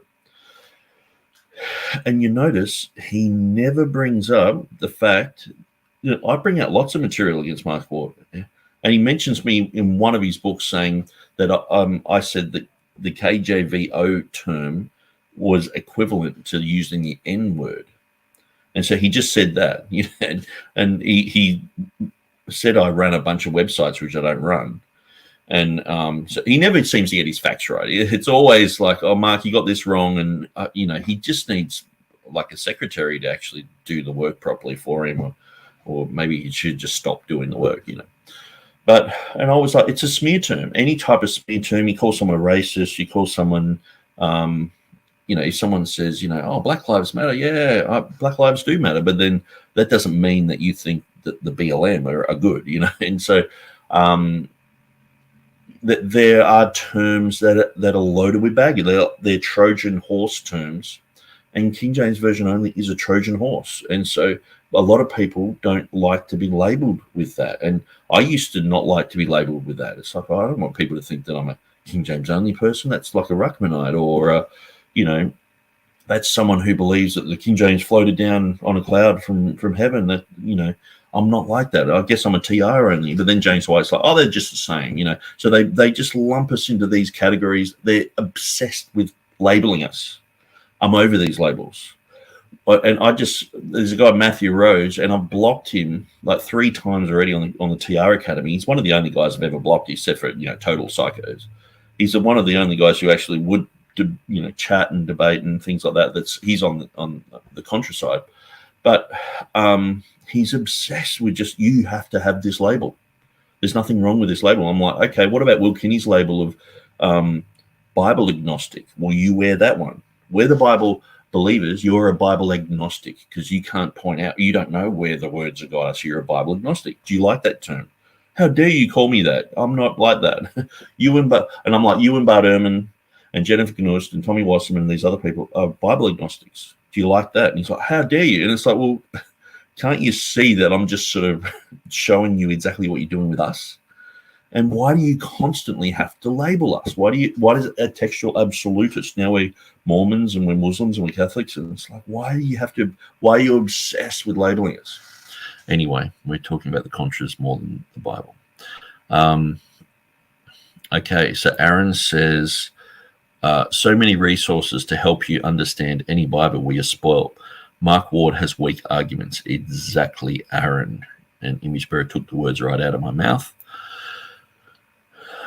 Mark Ward, so this is Colony of Cells, claims in his Amazon review, then I'll examine what they said about the main issue at stake in the debate over the King James Version, the current intelligibility of the Elizabethan English. And he just keeps going on about that. He's avoiding the issue of the elephant in the room is the text. And it's having all the words of God in one place, which the new technology of printing, they hadn't had that before. So even when Miles Smith was writing his forward, he'd never seen that type of thing before, all in one place, all in one spot where people will retroactively look at it and go, wow, they nailed it. Praise God, they nailed it in one spot, all the words, all the books. This is great. And so they hadn't done that before. It was sort of, very close, very close, very close. And so some of the places where he's writing, okay, well, we're probably going to have to do this work continuously. And, it's like, well, when you get 60 of the world's, leading scholars all together and they all work and they did the type of thing that they did with, cross-referencing and everything like that, looking at all the material, you can nail it. And so we're like, hey, that's a great way to do it. Maybe we can do that in Chinese and Japanese, and maybe we don't have to do all the same work that they did, because they actually worked out where all the words are, and then they translated. And so now all we have to do is just basically use their work as a guide and translate that. And so, isn't that what, Scrivener with his TR, he was like, okay, we'll use the King James as a guide. I think the whole thing of King James only and actually having respect for the King James translators is seen as anathema. It's almost like you've attended a BLM rally and you're saying, hey, white guys did some good things over here. And you're pointing at, hey, these old white guys did something good. And people are like, you're a racist. How dare you bring that up? They're colonialists. They're, and you're like, well, no, they actually did this and they did that. They did some good things. You got to give credit where credit's due. And it's almost like that same type of spirit is in this movement, where they constantly have to belittle the King James translators to the point where it actually affects a lot of KJV TR defenders, where we see it like, the King James guys were involved in decisions about, which word was in and out. And it's like, well, they're supposed to be just translators. Well, these guys, many times you have rooms full of people who are like Beza, who are like Erasmus, who are like Stephanus, rooms full of people like that. When you read their biographies, any one of these guys could have produced a Greek Hebrew Bible and we would have gone, yeah, that's it. Mark, anyway, so I'll continue through these. So Mark Ward if Mark Ward was sincere, he probably would say a few words to recommend the Defined King James Version, TBS Westminster, KJV ER, Thomas Nelson, Senate Column Reference Bible, Tyndale's, or even my own thing. I mean, why doesn't he just say, oh, yeah, well, apparently Nick Sayers, who said some bombastic and nasty things about me and blah, blah, blah. And, he's one of those illiterate guys on the porch playing his banjo, but he's brought out the KJV 2016. Let's have a look. But it's just like he omits entire walls of information. He would prefer that he doesn't even have to admit that I exist. And I understand that, and you have that from both sides. Sometimes you have that from enemies, but sometimes you have people who want to do the type of work that I'm doing, but they're too busy or whatever, and they hate me for it. And it's like they don't acknowledge that I exist, or it's like you just never get mentioned. It's like, that's cool. I'll be the stray cat, that sort of just is in the background, and I'm not looking for praise or anything like that. I just want truth, and I want people to get closer to the truth as possible. As close to the truth as possible. Can Mark Ward read Greek and Hebrew? not just look up a word like anyone can, but read from the Greek and Hebrew alone, I totally doubt that. When I just went through the TCC video number 5, which I finished the other day, I don't think he even knows the basics of textual criticism. He was there just out of his league. You could tell he was a bit red-faced and like, I'm not saying anything here. These guys are smart and I'm not. And then he said that he had studied it, but these guys were way over his head. And I was thinking, these guys aren't way over my head. And most TR people know this stuff really, really well. And, if you've just studied for a little bit, you can know this stuff. And I know Elijah Hixson might mention a few things like, things that were like, yeah, that's really good information. So he's like, okay, if you write on a page, you have to wait for the ink to dry. So you have to wait a while and turn the page and then rewrite. And so that's an opportunity for mistakes and things like that. And I was like, yeah, that's a good point, because this he works in that field. So obviously he's going to bring up a few little gems like that every now and then. But apart from things like that, it was like pretty much everything was bog standard stuff you'd just read on a Wikipedia article, But every now and then, just sort of, throwing, or every now and then they were like, we want to get what the Bible really says. A bit like James White, we want what John wrote. And then they're like, but we don't want to be absolutists. So we know we'll never really get there. It's like they're trying to mold their whole thing now to this anti-absolutist thing, which is just going to backfire in their face, because James White's an absolutist. He wants what Paul wrote. He wants what John wrote. It's like, oh, so you're an absolutist. No, not really. Let's be vague again. I want just a roundabout figure of what they wrote. White men speak with forked tongue. Many study Bibles have definitions for archaic words. Rock of Ages Study Bible, KJVO, Reformation Heritage Study Bible, Henry Morris Study Bible, Schofield, Standard Lesson Teachers Study Bible. Yeah, so good point. So I've just gone through the commentators here. So let's get back to what I was saying. So we're in Matthew 1 here. So yeah, we got like the King James Version preface. We got Theodore Beza's 1598 notes here. So this is what I'm going to go through next time, and what we're going to have to go through. So to me, finding out who the authors of the Bible were is sort of like, to me, it's so boring because it says the book of Matthew. To me, I'm just like, I just believe the Bible. I believe Matthew wrote it. And so I've got that type of mentality. And when I've studied into it, I'm like, can't you see this is clearly Matthew, But, Bart Ehrman will come along and say, no, the consensus is, apparently there's a bunch of guys who are agnostics and atheists and, Buddhists and a whole bunch of other people, and they don't think that Matthew wrote it. And as if you've got to give these guys legitimacy. And it's like, it's just such a drag. And so to me, that's sort of like the whole concept of, higher and lower criticism with these guys is it does my head in, trying to work those things out, where I'd rather just deal with the text. But we will go through that, and what I will do is I won't do it immediately, but we'll go through and we'll do a whole program on who wrote Matthew, and we'll look at. It's not something that I would really enjoy doing. I mean, I've listened to a lot of material on this, but we'll go through, who wrote Matthew, the Hebrew Matthew Bible. We'll work out some things with that, just so we know the arguments. There's going to be verses that we go through that we're not really going to enjoy going through, but we'll go through it all. And so obviously I won't be able to read all through this. This is Latin, but maybe someone can point out a few things. And so, yeah, next week we're going to go through Matthew 1:1. We're going to start from there. So read it, study it, think about it. If you actually read Matthew 1:1, like, 20 times, or 50 times or 100 times or whatever, and then by the time we get to Revelation, you can say, I've read the Bible 100 times. And we're going to go through the Greek, we're going to go through Scrivener's text and all the TR printed editions. And so I'll just go back to Matthew 1:1.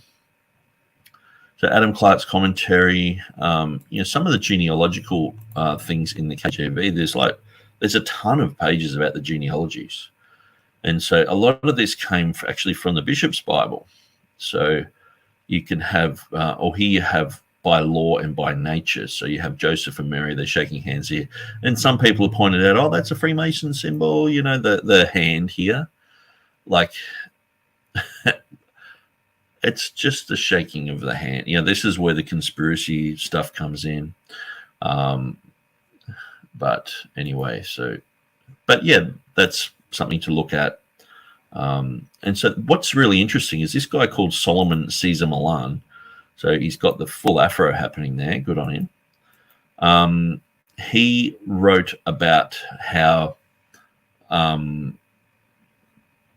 this was changed by Alford.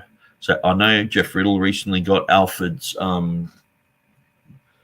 dictionary or commentary or something like that. But it's the difference between Genesis with one nu and Genesis with two nu. So I'll explain that. But I'll do that next week. So Solomon Milan, he goes through that. So I've been copying out from his book, and there's like 30 pages on just this one issue. So I've been trying to copy it out and put it into here, but that's why I've written unfinished, and I've got a link there. So, but maybe I can use my Google Lens to do that, because it's been a while since I visited that. Philip Schaff, he talks about this. Dean Burgon, he talks quite a lot about it, and he actually recommended Solomon Milan, I'm pretty sure. And so he's got quite a lot written and a lot of footnoted stuff. So, I mean, he was a brilliant scholar, not a TR defender. He defended the traditional text, which eventually has become the majority text movement. Actually, I should make my head small. Where are we? Yeah, sorry, guys. I thought my head was small and the screen was big. So then we have like the revised version, and they have all the genealogy of Jesus Christ, or birth in verse 18, or generation is in verse 1. So I'll show you why things were changed in verse 1. So with this verse, I've got quite a lot of information. The Jehovah's Witnesses and what they say about it. Lots of different things. And then we go through the TR editions, Complutensian Polyglot, the Aldine, Cephalus, Erasmus's 5 editions, Colonaeus, Cessa, and then the 4 editions of Stephanus, the 5 editions of Theodore Beza, Plantin Polyglot, Elias Hutter in his Dodecaglot, the 12-language Bible that he made, the Elzevers, the London Polyglot, John Mills, Scholes, Scrivener, and then we've got other Greek. And so, this is the stuff which I never hear Mark Ward saying, oh, wow, I went to Nick Sayers' page and he's looked at these Greek manuscripts. We've got Papyrus 1, Vaticanus, Sinaiticus, Washingtonianus, Basilensis, Codex Cyprus, and then we got a whole bunch of minuscules going down, then printed editions. So they never mentioned that, we've done homework on some of these things, So I've got nice pretty pictures here as well. So this is Mills, 1707. So really nice picture there. Bit of a 3D sort of thing going on. And so Mill, he has, basically this is the 1550 text. So we're going to be going through that. Anglo-Saxon translations. So we'll go through the Wessex Gospels, the Anglo-Saxon Hatton manuscript 38. Then we'll go through the English Bibles. So we'll go through Wycliffe, Tyndale, and then all the way through to the King James. And then we'll go through from the King James to today. Now, a lot of the modern ones I don't have here because of copyright. And so I don't want to just have my page pulled down or get sued just because some acronym Bible, the BLM Bible or whatever it is, ABC Bible, they want to sue me for some reason. And so but then I have foreign language Bibles, and so this will help if people know certain languages. And so I've worked on the Urdu Bible, which is down the bottom here. where are we? Urdu. Yeah, so we got the 1938 revised version here, but then we got the 2016 edition here. And so, which is, it's actually different to what we've got. So I'll have to update that because, yeah, I know that that's different. Welsh Bible, we can look at these. But also what I want to do too, the main focus, like I don't want to get just too caught up in all these other language things and all these other commentaries if they're not that important. And so what I will probably do, over the next week, I'll read over these things. I'll clean up the page a bit. And then we'll, because I mean, I've got all these commentators in here and I don't want to just be going through reading all of them. I'll skip through some that have good, accurate information. We'll go through and we'll read, but others it sort of, they repeat themselves, and some of them have a whole bunch of information that's false and wrong, and so yeah, so we're going to go through that, and so that's going to be our task. But the main text that I really want to focus on will be the 1598 of Beza, so which I've got pictures of here. So that's the 1598 there. And so where you can find that is on Erara. So I've got it ready here for us. And also we'll just go through Beza's text and I'll show you how to read it, go through the Latin. And but we also want to look at the marginal notes and just read these and just go through them. And we also want to do that with the King James. And so if I type in 1 KJV 1611,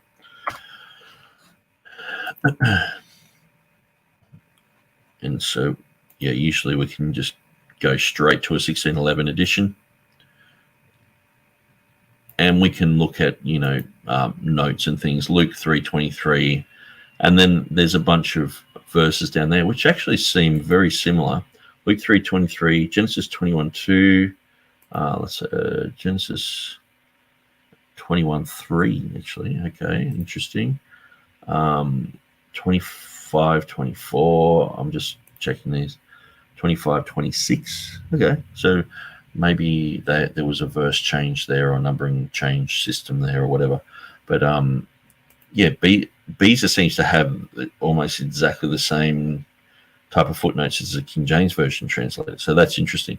And the thing is, Beza, he was instrumental in the Geneva Bible. So they would have all been looking to this guy as like a legend in the field, So he created the English, and also he revised his notes in the New Testament on the Geneva Bible as well. So especially in Revelation. And then he's got his annotations down the bottom. And so very interesting. So where else can we get books from? Okay, what else can we look at? So we will go to this portal here of books. So if you go on my front page, if you go to books here, this has on the right hand side, if you click on Complutensian, it'll take you there, or any of the editions of Erasmus or Colineus or Stephanus or Beza's, like all the editions of Beza. There's 5 editions of Beza, but some of them came out in different formats. The Plantin Polyglot, Elzevers, I've only got one linked to there, and the Scrivener. You can have a look at that. And also, yeah, we want to have a look at the text of Scrivener and how much has changed, because these guys are like, which TR? Okay, we're going to go through all the TRs and have a look, and we'll make notes of where there's changes. And so this is the text of Scrivener. Where it's bold, that's where the Westcott and Hort text departs from it. So you got number 15 there. Go down the bottom, you get number 15, and that's the word that they are changing it into in the Westcott and Hort text. When you have a star, which there's none on that page, there's only like 190 stars throughout the whole text, which is pretty small. I mean, when you're focusing on them all, you think they're everywhere. There's one. So, Ton Synagogen, East Ton Synagogen. So, this definite article is, I think it's deleted. So I'm just trying to go by memory here. And see, he doesn't have the information at the bottom of the page here. He has all that information at the end of his book. And so I'm pretty sure we're in Matthew or maybe Mark 1:16. And so I'll just go back up a little bit. Yeah, we're in Mark. Yeah, Mark 1:16. And so I've already just done a video on that. So you can see that in what that actually is. So we will go next week. We'll go through, and what I want to do too is after we've gone through, like say Matthew 1, or even halfway through it, we can get, sometimes you can get a little bit boring. It's like, okay, well, what we'll do is we'll go through the preface of Scrivener and we'll see exactly what he's talking about. I've already done this on Facebook, but I want to put everything on YouTube and I want to freshen it up. And also we can go through some of the like the preface, that maybe the translators to the reader. We can read a little bit of that and do a series on that as well. And so I know I've got a whole bunch of series that are quite open.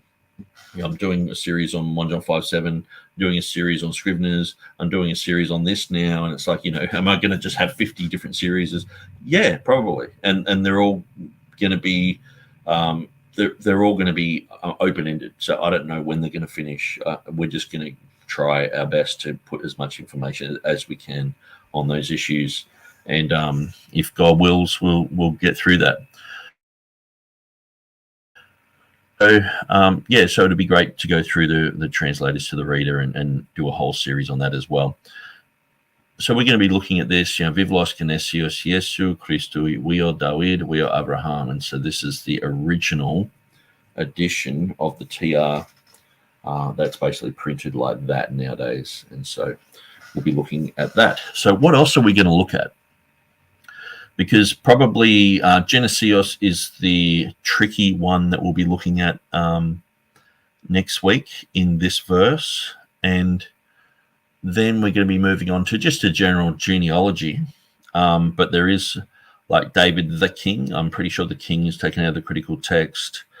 But we want to compare these as well. We want to compare from the Complutensian, through Erasmus, through Stephanus, through Beza, through to KJV, and then through to today, what we have in the printed TR today. And we want to just check every letter. And so that way, what we can do, if anyone in the future wants to go, okay, well, I want to know about the TR issues. I want to know if there's any changes. I want to know what's going on. They can look at these videos and go, okay, here's the source material. This is exactly, we can hold this one up in one corner. Oops.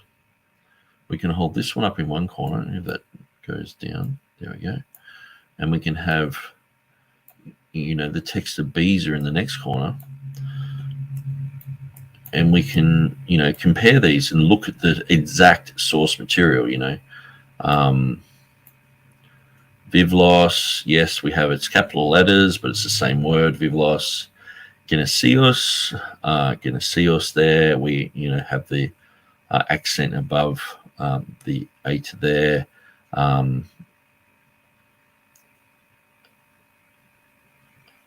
The Jesu Christu, so we have those with a comma there. Weo David, so we have the breathing mark there. David. And so sometimes too, you might just have like an accent that goes, one goes to the right, one goes to the left. So this one here appears to go to the right, where this one here appears to go to the left. And so it might be just tiny little differences like that. And they're issues that I want to point out. I want to go through and just, it doesn't take much to point that out and go, okay, well, that looks like a tiny little difference between the word David there, the Avraham, and so the breathing mark appears on before Avraham, where here it appears after the alpha, and so, but the rest of it's the same. And so we want to go through that type of examination, and then we want to look at what he wrote in the Latin, because the Latin is a translation of the Greek. So then we can see what he's exactly talking about, and notice these three little stars here. That means there's an annotation, and he's dealing with those annotations.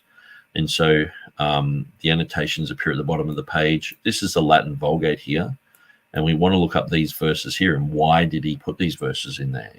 So obviously it's talking about Abraham there. So we sort of start off here at the bottom of the page with liber and vivlos, and so this is from the Hebrew Sefer Toledoth,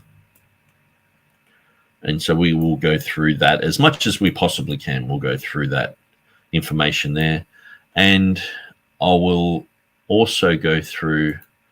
Okay, so I'll just open that one up. We will go through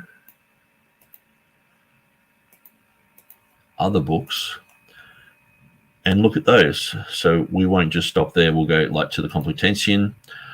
We'll look at that and compare those as well, Vivlos, Genesius, and so we'll highlight where there are differences. So obviously the name David is spelt differently there. It's Dawid, and so it can just be a phonetic thing, and sometimes there can be harmonization in names because that's the way that it's said in the Hebrew, and so Dawid, or and so we'll be looking at that. Then we'll be looking at Erasmus's text. Let's just crack open Erasmus's and go to the content here.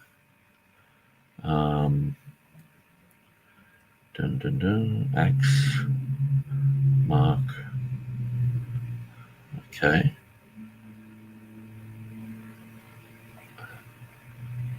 Well, it's all in Latin, so it's very hard to read.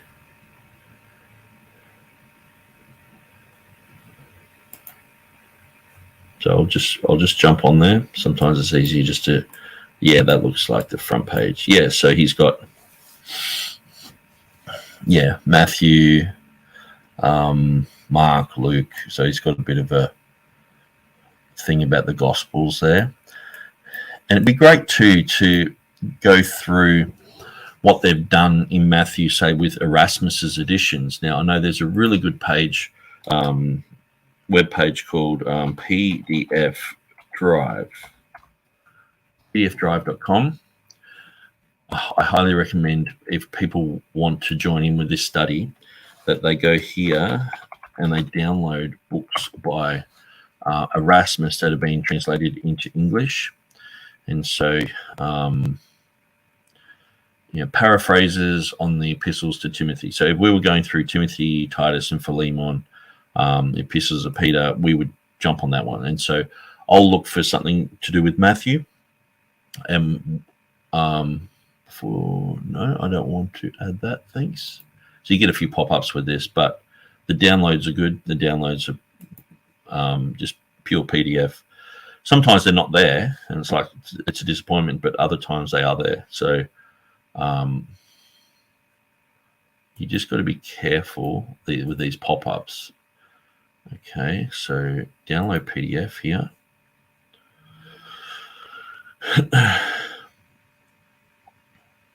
Okay, that's going pretty fast.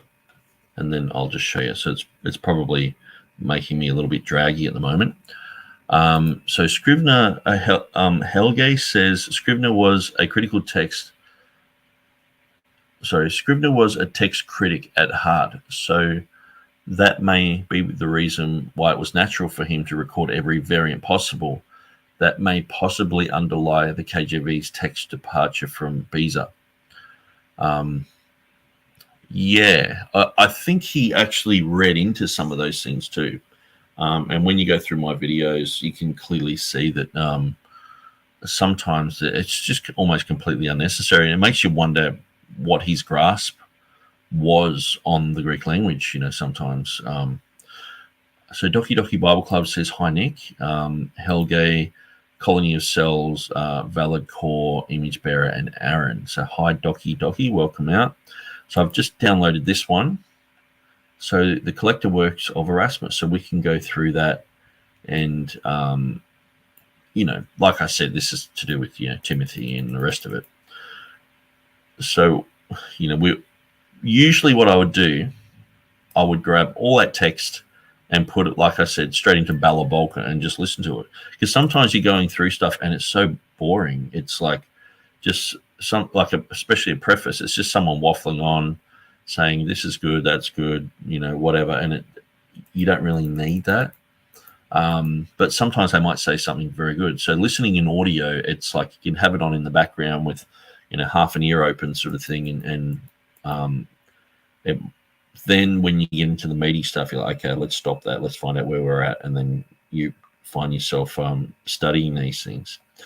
So this even has like a translator's note to that. And then, obviously halfway through would get, actually, he's got 1 John 2:1-6. I actually thought that 1 John, that's interesting. I don't know if he talks about the comma much here. Just out of curiosity. Oh, yeah, he does. Father, Word, and the Holy Spirit. So that would be an interesting, I'll definitely look at that, and I'll copy that information in my website. Just so happens that, to be the one that I downloaded, a random, and then it just so happens to be the page that I turn onto. It's Erasmus and the comma. So that's how invaluable these PDFs are. These are great information. When I first discovered this site, I was just download. I think I downloaded like 200 books, and I've got a hard drive just filled with books. And sometimes too, if you just look for the information, if you know, because even a lot of these books are actually in Google, and there's a little trick that you can do. Like say if I go, okay, those words there, just say I knew someone quoted it in an article or something, and I'm like, I can't find that anywhere. Sometimes if you just put into brackets and search for it, okay, so that's actually written on Wikipedia, which is quite interesting in the Communionium article straight away. It's on my own website. I've actually copied and pasted that. It's amazing. But then we find, say, Google Books, okay? So a lot of these Google Books are totally open, so you can read them anyway. So that's the thing. We're downloading stuff, but most of the time it's available anyway. So, but sometimes it might have in the middle, like you can't see this. It's limited preview or whatever. So, actually it does that here. Okay, so 200 to 203. So such a sin exists. I'll just show you what I would do. Okay, so I would go to where it has such a sin exists. I would grab that and those words there. Well, actually, I do have it there. So Google doesn't have it, but these guys do. So that's why you're better off going to that site. But if I was to just look through this, what I would do, if just say that was the only place that I could get that information, I'm like, man, I want to know what else is said. What you do is you actually search for those last few words, and sometimes it comes up in the Google search, what's written in the next page. And so I've done that with something that I felt was really important. And the next thing you know, I'm going, okay, well, I'll copy and paste that in, and then I'll just keep going further and further. And the next thing you know, I'm actually reading the book, but in a Google search. And sometimes it can just be that one little bit of information that you wanted. And so anyway, it's a little bit of a trick too to get books that are in Google, but they're locked, but you can see them in the search. It's quite interesting. So I wonder if Erasmus and Matthew, sometimes when you write 2 words into this search, it can mess everything up. Okay. But I'll definitely go through a bunch of things on Matthew. So we've got commentaries on Matthew. Life of Origin, preface to the Gospel of Matthew, or paraphrase the Gospel of Matthew. That's great. I'll be definitely using that and looking through that. And so I'm over the next, however long, we're going to be going through Matthew. We're going to be going through Matthew 1, and we're going to start at Matthew 1:1. I'm going to be going through as much as I possibly can, putting as much information into my website as possible, trying to tidy that up, trying to make it, understandable. What else am I going to go through? Well, eventually we're going to go through Matthew 1:1, and I'll look at all the editions, and what I'll do is I'll keep them all in a favorite, and then I'll just open up the favorite, and all these books will come up. But we can also look at Wycliffe's Bible. So we'll go through the original TR editions first, then we'll go through the English as well, and then we'll go through the language editions. And so and I think that'll be very helpful. Now, I've got quite a lot of books as well that are just sort of, random books. Some are good, some are bad, Frederick Nolan, John Piper, David Cloud, Dean John William Burgon, Scrivener, Gail Ripplinger, Herman Hoskier, just anything that I've found online that I'm like, wow, people would probably appreciate that being somewhere, and if they want to look at it and study it or critique it or whatever. So I've thrown it up there. Some interesting books in the TR. So, I think this is like James Snap's website, where he has, it looks like it's gone to it looks like his site's been hacked or something. Let's go to Confessional Bibliology Library. The Genuineness of 1 John 5:7. So there's a whole bunch of coming soon books there. So I think they're in the process of updating their website. Standalone books, things about memory, logic and rhetoric. So these are all great things. Doctrine of Scripture. You can go through these. I think you can either buy them or you can just simply download them. Greek New Testaments. And so you can download them there. Majority text, Hebrew language, providential preservation. So these are things that we can go through as well.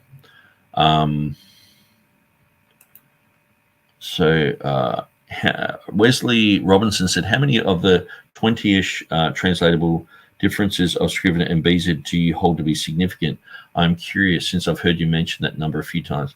Well, if you go to, say, John, in the Pericope Adulterae story, John chapter 8, verse 6, where it says, as though he heard them not. So what's that? As though he heard them not. So 6 English words. It's 2 Greek words. So I'll just quickly go there. So on my website, I will go to John chapter 8.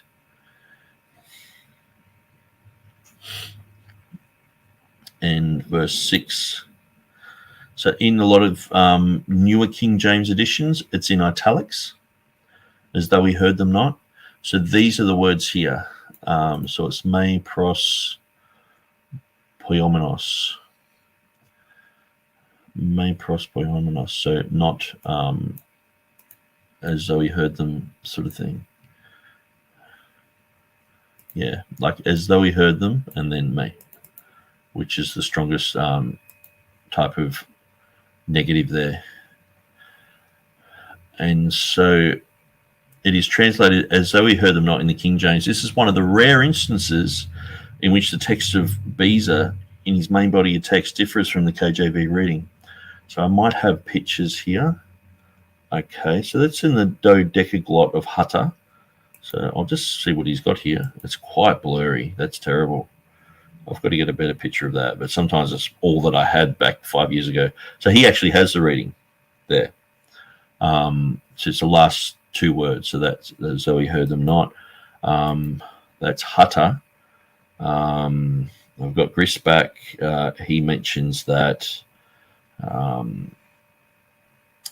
Okay, so I've got quite a lot of info here, but okay, so the Complutensian Polyglot has the reading here, and Stephanus, he has the reading here, 1546. So Beza doesn't have that reading there. Okay, so you can clearly see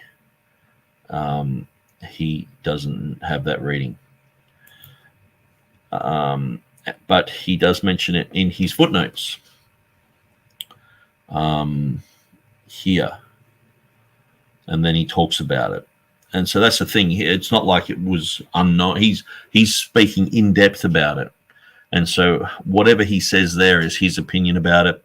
So the King James translators, they looked at the text of Beza and they said, you know what, I think Beza, they took their hat off to him and said, 99.999% of all the work you've done is spot on. But in this one instance, you can imagine, Lancelot Andrews and John Boyce and Henry Saville and all these legendary scholars sitting around saying, well, have you read the note here? And they're like, yeah, well, we think that those words should be in there because of this manuscript evidence, because Chrysostom, he writes about this, and we have this other manuscript over here, and I don't think Beza really understood this and that, and so that's where there is a change, and so which would agree with most of like say Westcott and Hort text. So Scrivener puts it in, and rightfully so. So that's where it's like, okay, in that instance, this is closer to the King James than Beza.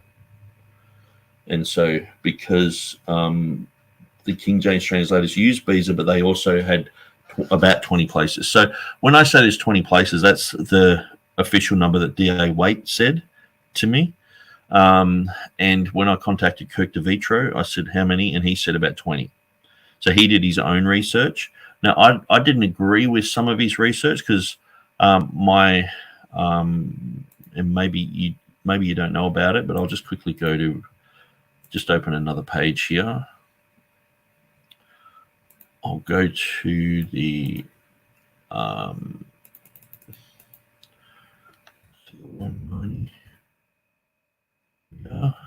variations in Scrivener's text. And so if you haven't followed through, I know most of you already know this, but I've got an article here which goes through a lot of those issues. So this is at the back of the original Textus Receptus. Most of them are phonetic. So that's the thing. The King James translators had a rule, which was the names of the prophets and the holy writers with the other names of the text to be retained as nigh as may be according as they were vulgarly used. So that's why they just, sometimes it might have a smooth breathing mark or a rough breathing mark. So it doesn't really change the text because the King James translators were always going to have Beelzebub or Beelzebul. It doesn't matter. It's always going to be Beelzebub in English because that's how they use the word. They didn't say Beelzebul, that was the Greek. And so, Jerusalem, it's not Jerusalem, it's Jerusalem, so there's just these tiny little differences. So some verses I talk about quite a lot. I talk about the Euron and Edon issue, that they were basically synonyms. So when you go through Beza's text, invenerant in the Vulgate or in the Latin, invenerant in the Latin. So Erasmus, he used repererunt. But so I've shown that basically Euron, it can be translated here in Acts. It says, whom I perceived. So when it's like I saw baby Jesus or I found baby Jesus, they're synonyms. It's like if you play hide and seek. I found you. Well, I saw you. Hey, you're over there. I've seen you. I found you. Sort of thing. It's a synonym. So Mark Ward makes much ado about this as well. So if you go through that, I would appreciate people if they went through these. If they find spelling errors or anything like that, just slip me an email. Or if you find things and you don't agree with it, I love that. I actually grow a lot more in knowledge when I have critiques. I guess it's like, being peer reviewed, people pointing out things and saying, actually, Nick, you got this wrong. And so Kept Pure in All Ages said it would be great if Nick would cover those 20 verses first. The problem is with covering those 20 verses first is if you go down this list here, I've got all those there, but 1 Corinthians 11:22, I haven't done anything on yet. I don't know. I have no idea what that says. So it's a lot of work. It's 190, and so I'm not just going through and just putting. Some of them I've just put the information there. Like this is just missing a K, and so half the time, what it is, it's actually in the English language. You need the K in there to have a proper sentence. But sometimes even just knowing that information you go through, you have to explain why Scrivener has put it in to his text in a sense. And it's an unnecessary change. Sometimes it's a plural word that's been translated singular or vice versa because of the context. And so you have to do the homework to come up to those conclusions. But yeah, that's coming. If you go through my Scrivener list, you'll see why I've gone through those issues and why I think that there's about 20. So I would say about 10% of the list is legitimate. So 190 changes, and some of them are spelling errors. So if I actually type in spelling here, I found this one just the other day. Okay. Oops. Spelling 1 of 1. No, there should be more of that. Maybe it's a print error. That's right. Oh yeah. So when we look, this is another significant one. So this is amen at the end of Ephesians 6:24. Scrivener doesn't have that in his TR here because 1611 didn't have it, but then in 1616 that was fixed. Yeah, and it was amended, and they put amen in there. And so, okay, so here we have, I pointed this out, that this is, Scrivener saw, he didn't see this mark here. So he saw the breathing mark, but he thought that this other acute symbol was part of the line. So he actually didn't see it there. And so he assumed that it was missing, and he amended it and put it back in the text and said that it's one of his things here. So basically he says Beza only has the ha there with the breathing mark and not with the accent. But when you when you go to the mat with that, you check it all out. Whoops, I've gone a page further. When you check it all out and you examine it, clearly it's just because the line goes over that. And so one of his 190 differences is just him looking at a spelling or a print error and fixing it. He fixed it in the right way, so that's fine. But it wasn't an error.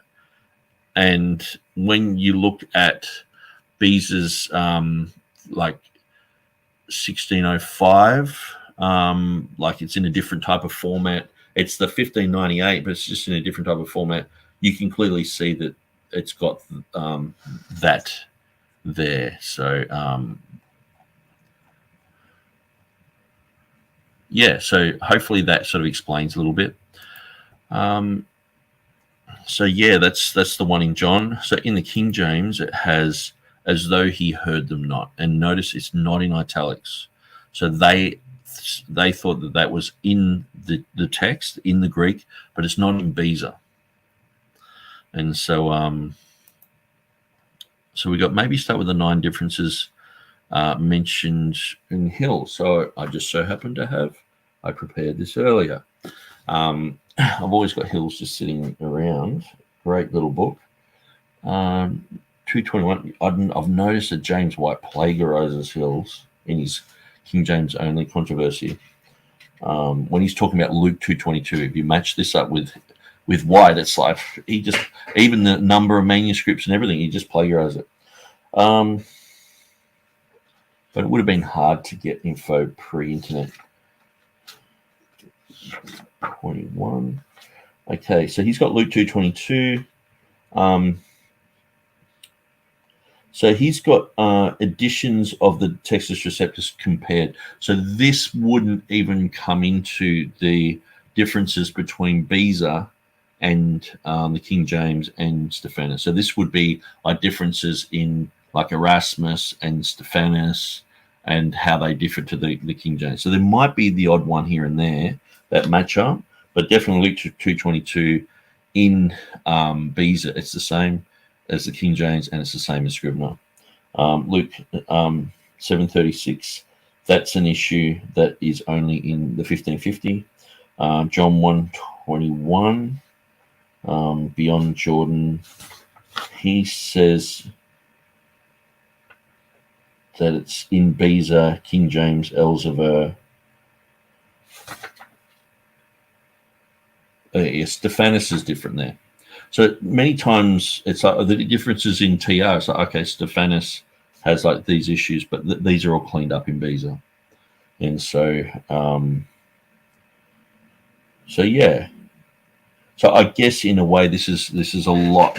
This is like splitting the hairs of the hairs. You know, this is going through just the final editions of the printed TR like Beza, the final 1598, and then comparing that to what the King James translated. Here they added the words, though we heard them not, and so that's why Scrivener put them in there. And so I'm not even sure. Maybe Hills actually talks about this particular verse, John chapter 8. He does talk about the pricked adulterer in a few places here, but it doesn't look like he specifically talks about that one thing. And so, but yeah, so but that's where there is a difference between Beza, and that's why I always say that the King James translators made their own Greek text, but they never printed it, because this would, when they went through and did their translation, they would have. Well, that's Erasmus. Actually, I opened it up in another window. It won't be a second. Erasmus, here we have it. Yep. So this is the 1598 here. So I'll just go to John. Now I'll try and find the exact page. So the King James translators, they would have had to be on the same page, or else they would have been writing back and saying, hey guys, you've added some words here that aren't in the Greek, and that would have been a constant thing. So they would have had to had consensus with where the words were found. So it would have been like, okay, the 1598 accepting, and they probably wrote a list of 20 places, and they were like, okay, yeah, I can understand why you went with that, and perhaps so there might be something found in the future. That's sort of like a bit of a prediction there. There might be something found in the future that that backs that up 100%. But just with looking at logic and the way things ended up with the text, that's they would have had to have done that to some degree, or else people just would have pointed out, hey, that's a mistake, or it would have been in italics. Even the guys who printed it at the end and the final revisers would have had to have known that those words, they're in the Complutensian and Polyglot, they're in the earlier editions of the TR, but they're not in Beza. They would have had to have known that. So, okay, so where are we? I'm just trying to find John. Okay, so that's chapter 4. We want to go to chapter 8, so we'll go quite a fair bit down here.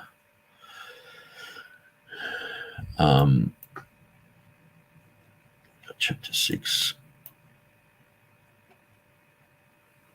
We'll go there. It's just a little bit slow just because I'm live streaming.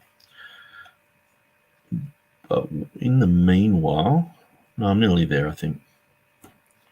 I'll have a sip.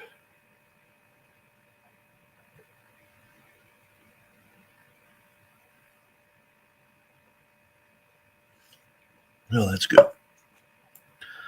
Okay. So where are we? Okay, so this is chapter 8.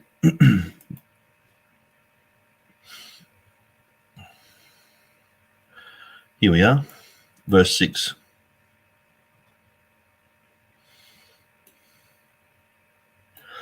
And so you can see even in the Latin here, in terra, so he's writing in the ground.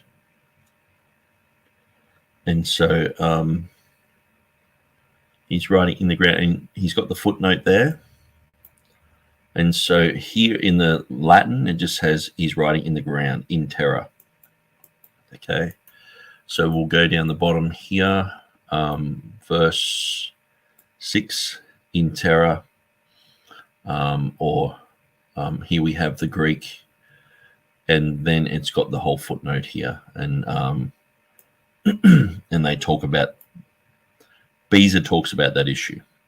So that is one of the differences. And so just to show you, how you can find that. So you can find that through my website if you go to the 1598 of Beza, and then you just sort of, these have, the content pages, Matthew, Mark, Luke, and John. So you can, if it's at the end of John, you might want to go to Acts and sort of find your way backwards or whatever, but you can usually just find it quite easy. And usually you can see if sometimes it's a print error. But you can see by looking at the Latin, this is an exact translation. So this Latin here would probably be like, 99.9999% of the King James, because that's how close the Greek is to the King James. So that's how close this Latin edition would be to the King James, except for these like 20 places. So it would be the same as King James, except in 20 places. So you've actually went through this Latin. If you knew the 20 places and you went through the Latin and just added those in, you would have exactly the King James, which is pretty cool. That's a really good thing to know. And that's probably something that I'll do in the future, when we'll go through and we'll copy all this into my website, and then I'll be like, okay, well, that's the text of Beza. Here's Beza's matched up with the King James. And so it's just the King James just took it that tiny little bit further, and they created a good text. And so what else can we go through? Okay, so we can go through, so what was that one? That was Erasmus. So yeah, we want to go through Erasmus on his front page.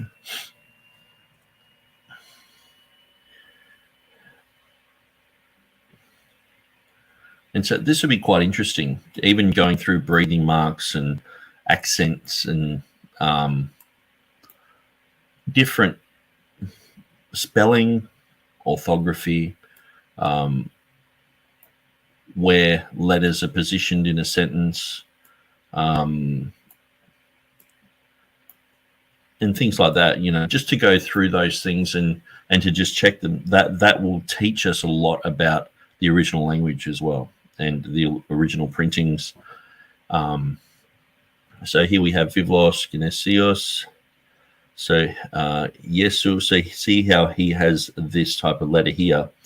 That's an Omicron and an Upsilon. So the Upsilon is on top of the Omicron. So you see that a lot of the time in manuscripts. So Jesu Christu. So he has them separated here, but not in Jesu. So it's quite interesting. We are David, we are Abraham. So he has the David with it differs from the Complutensian polyglot in that sense. So if I was to pull that one out and just make the page a little bit smaller, and if I grab, maybe I actually closed it down. No, I didn't. No, I didn't close it down. Or did I? I think I might have. Well, I was going to compare that with, say, Beza, but that's what we're going to do next week. I'm going to have all these open, and the thing is too, I'm going to these original documents just to show you where I'm going with them.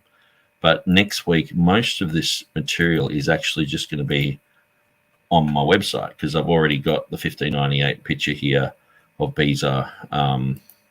So So it might just be like the Latin that I have to look up or whatever. We've got Plantin's text here. And so we can go through and we can just check, it's only how many words? 1, 2, 3, 4, 5, 6, 7, 8. It's 8 words. So we can check 8 words in a whole bunch of texts, and then we can move on. And sometimes it can be like a genese here, which sort of means fathered, or in a more genuine sense, begot. But sometimes it can have a nu on the end. So sometimes that nu, it doesn't make any difference. All it is just because in some Greek grammatical rules, it's like having an apple or a apple. You might have an older type of English that a apple might have been acceptable, but then they said, no, you can't have two vowels together, so an A and an apple, that it causes a problem there. So we have to put the N there. So the movable nu was a little bit like that. But we'll look at that when we get to that word. And so we will go through and define a lot of these terms. So once we've gone through and we've looked at, some of the manuscripts, and all the rest of it, then we can go through and we can define these words. And so we can look at what vivlos means and where it appears in the Bible. And so explaining what book means. This is all the English TRs, the book. It was written like this in the Matthew's Bible. Great Bible has this is the book. And that's from Vivlos, and so you got the different forms of the Greek there, and Vivlos, Vivlu, Vivlus, and Vivlo, and how they are, or where they appear in the Textus Receptus. Because sometimes too, you do a study on this, and you're like, hang on, it's missing from Luke 3:4. It's missing from that's the problem with a lot of these Bibles, is when they're chopping and changing so many words. In the Greek, it's hard to do a study like this, so you have to study these in the TR. Then I've got a few language editions here. So kept pure in all I just said, signing off now. So yeah, thanks for joining. So I'm pretty sure that would be getting pretty late over there in the UK. So then we have scriptures containing this, and so 976 scriptures containing this.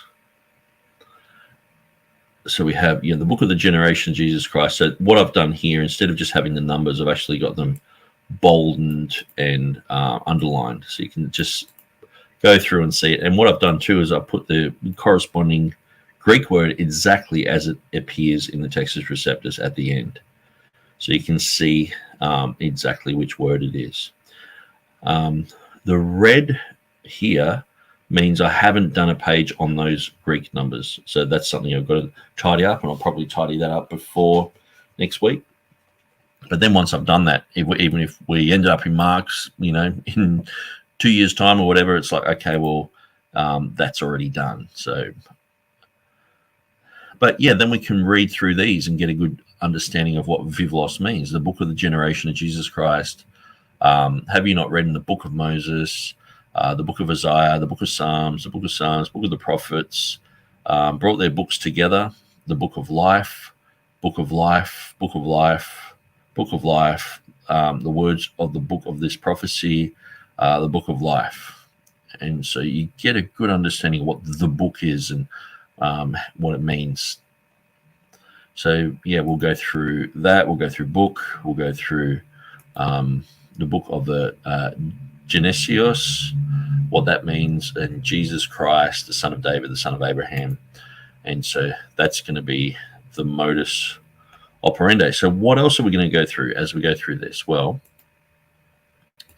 we are going to go through some of these documents and things, but we're going to go through some websites, and we're going to check the accuracy of these websites as well as we go through, because this can help them. There are some Beezer editions out there that are full of errors, unfortunately. So we want to check these as we go along.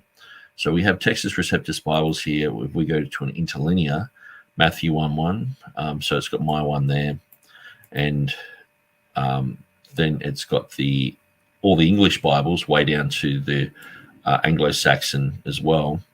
And then we have the Greek, and so I'll double check all those Greek, and if there is any errors there, I'll write them down, and I'll send them to Keith Mason, who runs this site, and he can amend them, and so that'll help him as well. So then we have the King James Bible Dictionary. So we want to go through that. So it might have like book, what the book is. So this is from Easton's Bible Dictionary. We can go through and we can study that. Nave's topical index. We can go through and we can have a look at that. We can read some of these scriptures that go along with that. Do a study on that.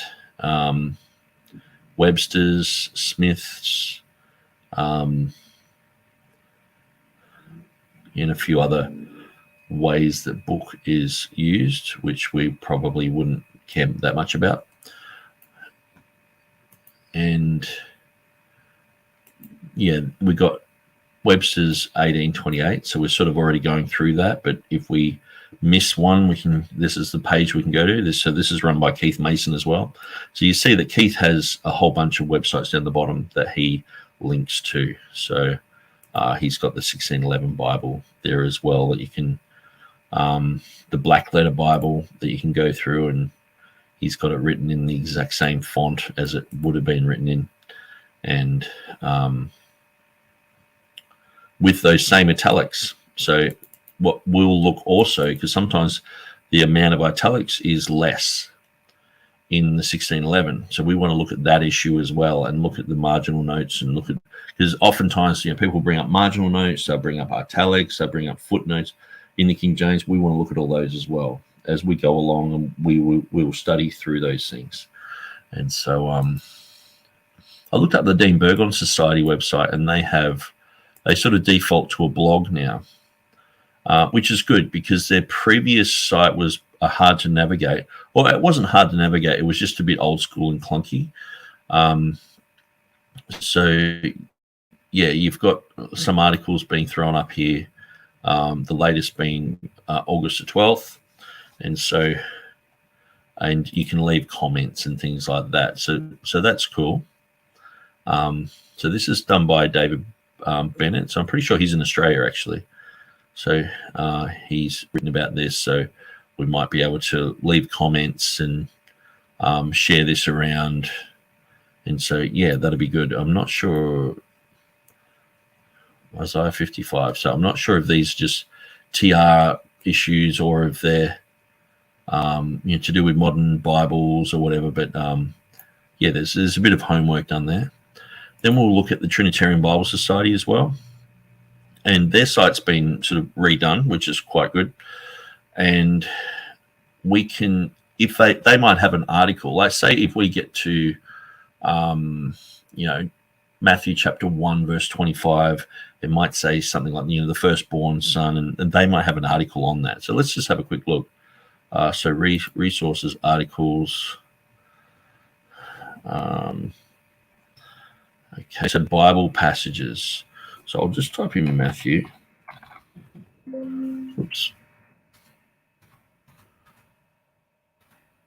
Okay, so nothing on Matthew, just straight out.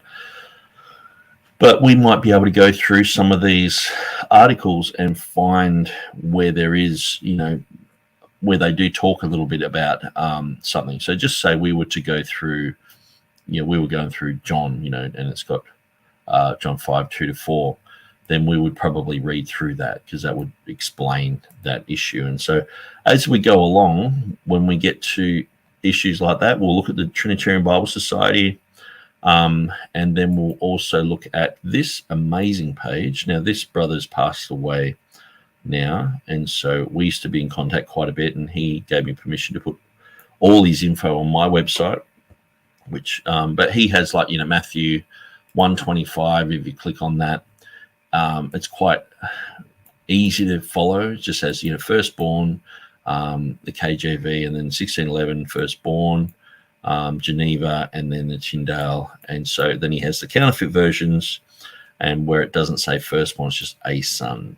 And so he goes through even the Jehovah's Witnesses, they have a son. So this is an attack on the deity of Christ. Prototokon is in the Greek there. He talks about the manuscript evidence. He talks about manuscripts which agree with the Textus Receptus on this. And so he goes through a list there. So we might sort of skim through this as well. And this gives us a good idea of what's going on. And so we want to get as much information from this type of website as possible. And so, but that's Matthew 125. So it's going to be a while before we get there. So, but this will be one of the go-to sites. Also, Will Kinney has quite a lot on his site. And so one of the things that I've found, in the midst of doing this, you can actually get his site and put it in inverted brackets. As you can see, I've been going through John with these. But if I go through and write Matthew 1, then it comes up, okay, so the Gospel of Matthew. Here we have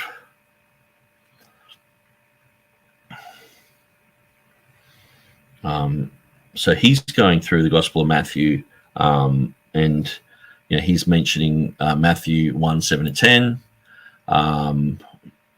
with the issues of the names that change here and things like that. Matthew 1:25, and all the problems that happen with that verse, and then he's moved on to Matthew 2:1. So it's a roundabout sort of view. I would say there's a lot more issues in Matthew 1, and so this is one of the things where if we go to textual key, the Trinitarian Bible Society bring this textual key out, and oftentimes people will just sort of default to this as like, okay, that's where the errors are. So 1:7, 1:10, and 1:25, but there's actually quite a lot more errors. And so we want to bring out all of the errors and show everywhere where there's departures from the critical text.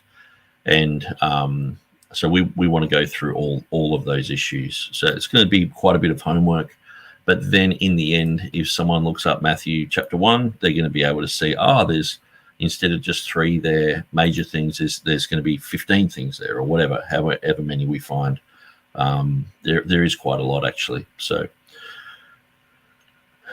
okay, so what else are we looking for? So we've gone through Trinitarian Bible Society, Sky of Zion, Brand Plucked. Yeah, like the whole issue of Isaiah, a virgin or the virgin, King James versus New King James there. Emmanuel, God with us. So sometimes this information's on other articles. So, so we'll go through all of that and check out those issues as they come up. Then we got the really good website kjvtoday.net, and so why I read the KJV Bible is one of the articles there. But as you go down, you can see Matthew. So he starts off in Matthew 3:6, Matthew 5:22. So yeah, that's interesting. He's got 2 in Matthew 5:22 there. So yeah, as we're going along, we'll be checking these. And sometimes too, the issues, we'll probably do the same thing where we do a search, inverted. We put it in brackets, and then we go Matthew 1. We should put that in brackets too.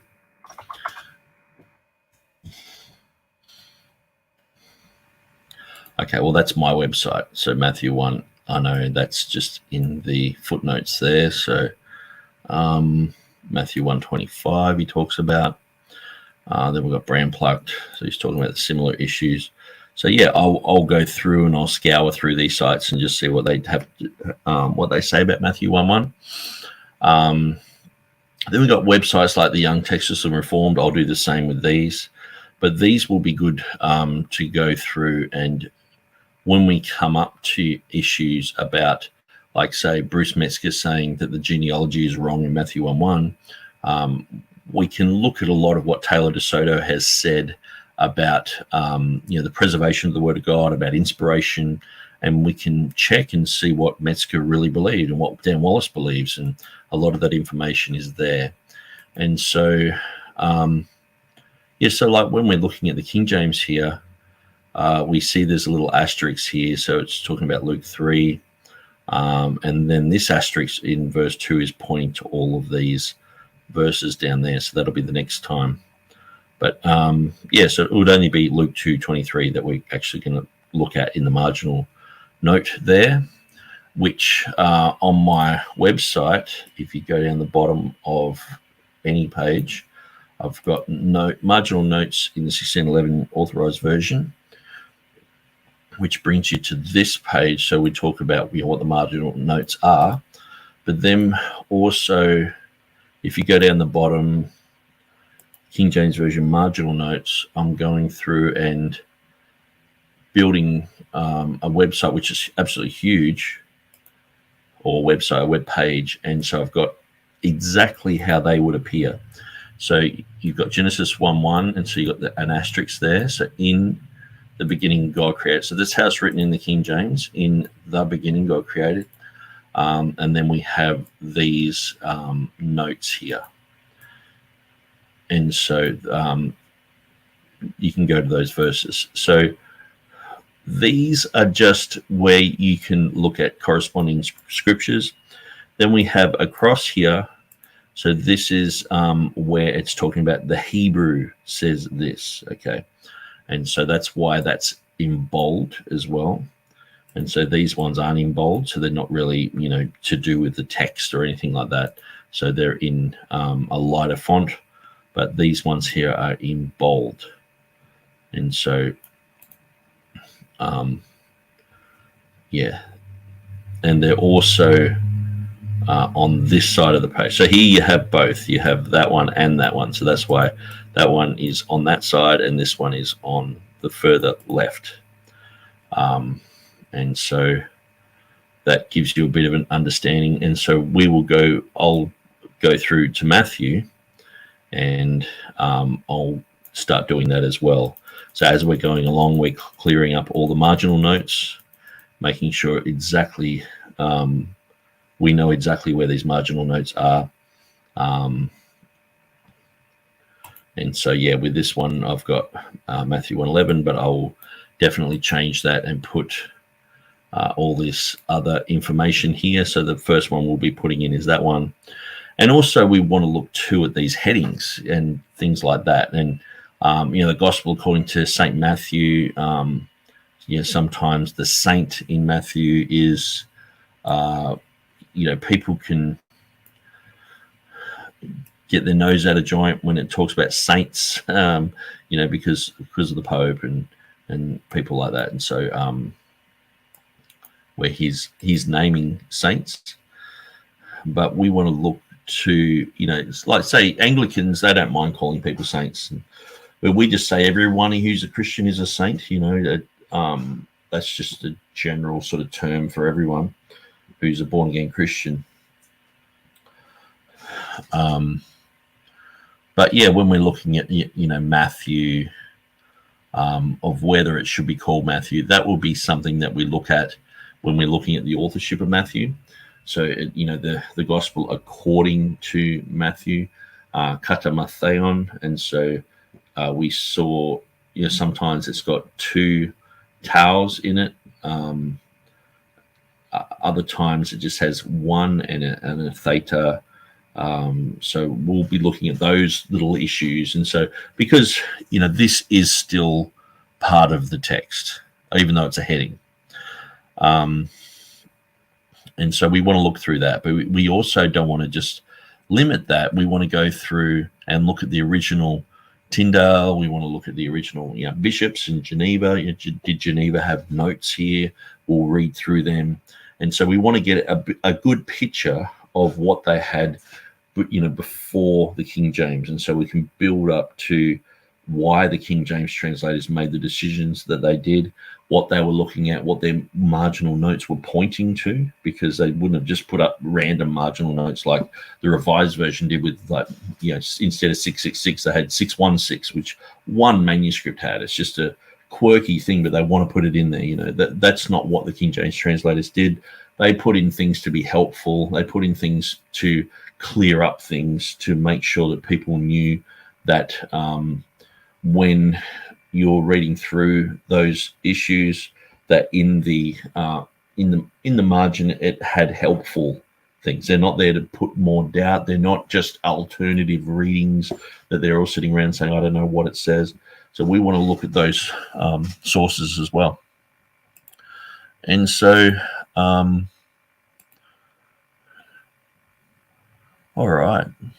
So I've gone for about 2 hours here. So I might shut it down soon. But yeah, so we're going to be going through Scrivener, and yeah, I'll look at a few other books. And so paraphrase of Matthew, I'll look through that.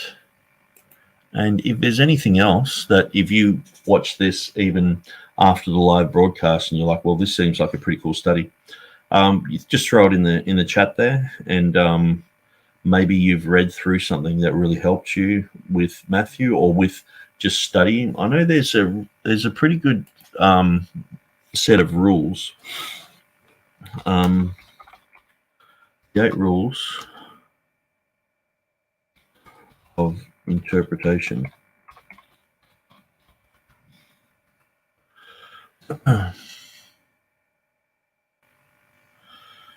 And so I used to use these quite a bit, and maybe this might be something to go through. So yeah, the rule of definition, you use like a good dictionary and study that. The rule of usage, how it was used first, like to the Jew first, so we've got to understand Jewish culture and things like that. The rule of context, we've got to put everything in its context. The rule of historical background, the rule of logic, the rule of precedent, the rule of unity, and the rule of inference. And so I know that these are just sort of general rules that would be used by anyone, regardless of whether they're critical text or TR people. They could use these for Bible study. But we want to look at these as well and make sure we're applying these to the Word of God. And so Solomon said, a wise man will hear and increase learning, to understand a proverb and the interpretation. And so, so we're going to study the scripture. So we want to go through and do that. And so, we'll be looking at TR editions. We'll be looking at the English. We'll be looking at language editions. We'll be looking at commentaries. So I'm just going to write some of these down as we go. Commentaries. And we'll be looking at, say, defenders, sites. And another one will be contras. Actually, a really good website that I haven't mentioned is Pure Bible. Pure Bible Forum. So what I would probably do there is grab Pure Bible Forum and go Matthew 1.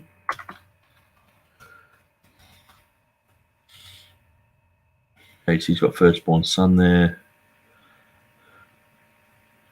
Burgon and the Matthew 1. Yeah, so this is interesting. So we can go through and trace what Burgon said about these as well in his Matthew 1 to 14 analysis. And so this is by Miller. So, half the time Stephen Avery's already gone through this. So we can also look at Gavin McGrath's comments as well. And so if you go through his book, you can do that. We can go through James Snap's material. He's gone through some of these issues. So that'll be quite interesting. And so here we see some of the changes and some of the things that have been brought up.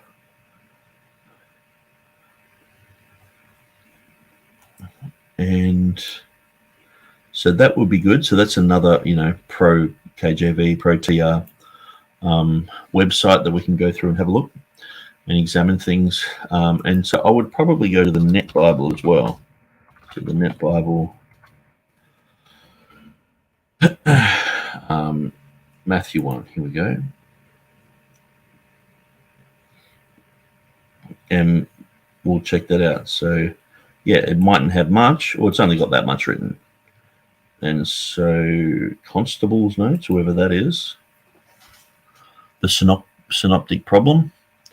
So we can look at that probably when we're looking at who wrote Matthew. We might look at that and think about that, and we'll go through some of the books on that issue, but I don't really want to deal with that at the moment. I really want to get just straight into the scriptures, straight into, this Bible says this Bible says that, rather than like who wrote it and going through a bunch of speculation straight away. I think as we're going through, then it will be like, okay, well, let's just do a program on that. And maybe that can even be in a different category, or I can put it into 2 different categories or something. We'll work it out. So the Net Bible will be good to go through as a bit of a contra. Actually, one of the best places to go to look up variants is the New King James Version, because the New King James has so many marginal notes that, okay, Matthew 1, that when you go through the bottom of the page, you can see where a lot of the changes really are, because that they did quite a thorough job at talking about, okay, the NU says this, but when I say a thorough job, I mean they're mentioning in there. Oftentimes it's not honest. So sometimes in the Old Testament they'll say, oh, the King James has this reading and the LXX has the same reading, but we've gone with this other reading. So in other words, they're trying to make out like the Hebrew, they're agreeing with the Hebrew and the King James is going against the Hebrew. And so sometimes they'll word it like that. So it's quite deceptive. And so, yeah, here we have like italics, and they're talking about these sort of things. So we want to go through these ones as well, and modern versions and what they claim and what their footnotes say. And so that'll be quite interesting. And so one of the easiest ways to do this is to go, hang on, I actually go to one verse, so Matthew 1:1. We can jump down the bottom of the page, and it says Matthew 1:1 in all English translations. So we'll read through all of them. We'll go through all the ones that are available here. And what I might do is I might just during the week, I might just spend a bit of time going through some of these, because some of them have notes. Okay, so this doesn't have the notes, but so we might even, if we go to the Net Bible, which I think is on here, maybe. Yeah, Net Bible is on here. Maybe it's got the notes. Not really sure. Yeah, it does. Look at this. So that's what I want to do too, is go, okay, this is the record of the genealogy of Jesus Christ. So the book of the genealogy, the noun Biblos. Okay, so it just talks about that a little bit. So yeah, that'll be a good contra one to go through, is Bible Gateway, and then I guess also Bible Hub. I'll just type in Matthew 1:1. Oops, went a bit far there. Bible Hub, and we can see what's mentioned here as well. And looking at some of the cross references and things like that as well. And so it's a great place to compare all of these, and it's also a good place where we can look at some of the contra Greek as well. So this has the Nestle text, Westcott and Hort text, so we can compare all these as well. And if you go down the bottom and you click on additional parallel Greek, it gives you a few more. So it actually gives you Beza's 1598. And so we want to check through that and make sure it's identical. Tischendorf's. So we want to point out where these differ. So I put most of this information on my website, but some of them are in copyright, like these ones at the top are in copyright. The Nestor Alien 28th edition, the variants they're in copyright as well. And so I can't put them on my website without permission. And I really can't be bothered doing all that at the moment. It's a lot of permissions that I have to get, and so so that'll be interesting going through that, and we can look at all those things as well. So as you can see, I've got 30 pages open here, all over the place. So what I'm going to do, okay, so it's 11:30. I'm going to split. So I'm going to be doing these studies every week. So I'm going to do one a week. That doesn't mean that I'm going to stop doing other things. Once the Textual Confidence Collective bring out their next video, which I think is going to be tomorrow, Monday, which is tomorrow here, we will examine that and we'll go through it. But I really think that it's going to be important to go through these issues. What I'll do is I'll make it a little bit more structured and organized. So if we're going through, say, Matthew 1:1, we want to go through, check the TR editions, check the English editions, check the language editions, check the commentaries, look at the defenders' sites, look at the contras, and I'll just write out a list of what to do. And then we'll go, okay, well, let's define, there's 8 words there, let's define these. And we'll go through, we'll look at them in context. We'll look at any huge differences between the TRs. We'll discuss those type of things. Looking at differences between English Bibles, how things were translated or mistranslated. Then we'll look at footnotes, italics, all that sort of stuff. And so it's going to be an interesting ride going through this. So, but at the end of it, we'll be able to turn around and say we've examined everything. And I think by doing this type of study, we will appreciate the work that the King James translators have done, because this is what they did. They looked at everything, but they were fluent in these languages. We want to look at the Latin. If anyone knows of places where Erasmus has been translated, his Latin has been translated into English, and we can get that, or the or Beza, or anyone from that type of era, where they have information about Matthew 1:1 specifically, or Matthew 1 in general. So when we come to those places, we can go, okay, here's exactly what Stephanus said in a sermon, or Calvin mentioned this, or whatever.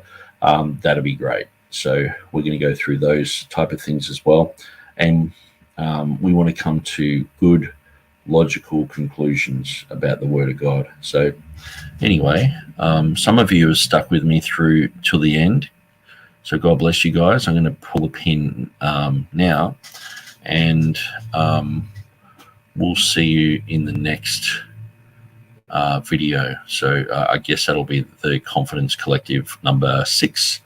I'll be talking about that probably during the week.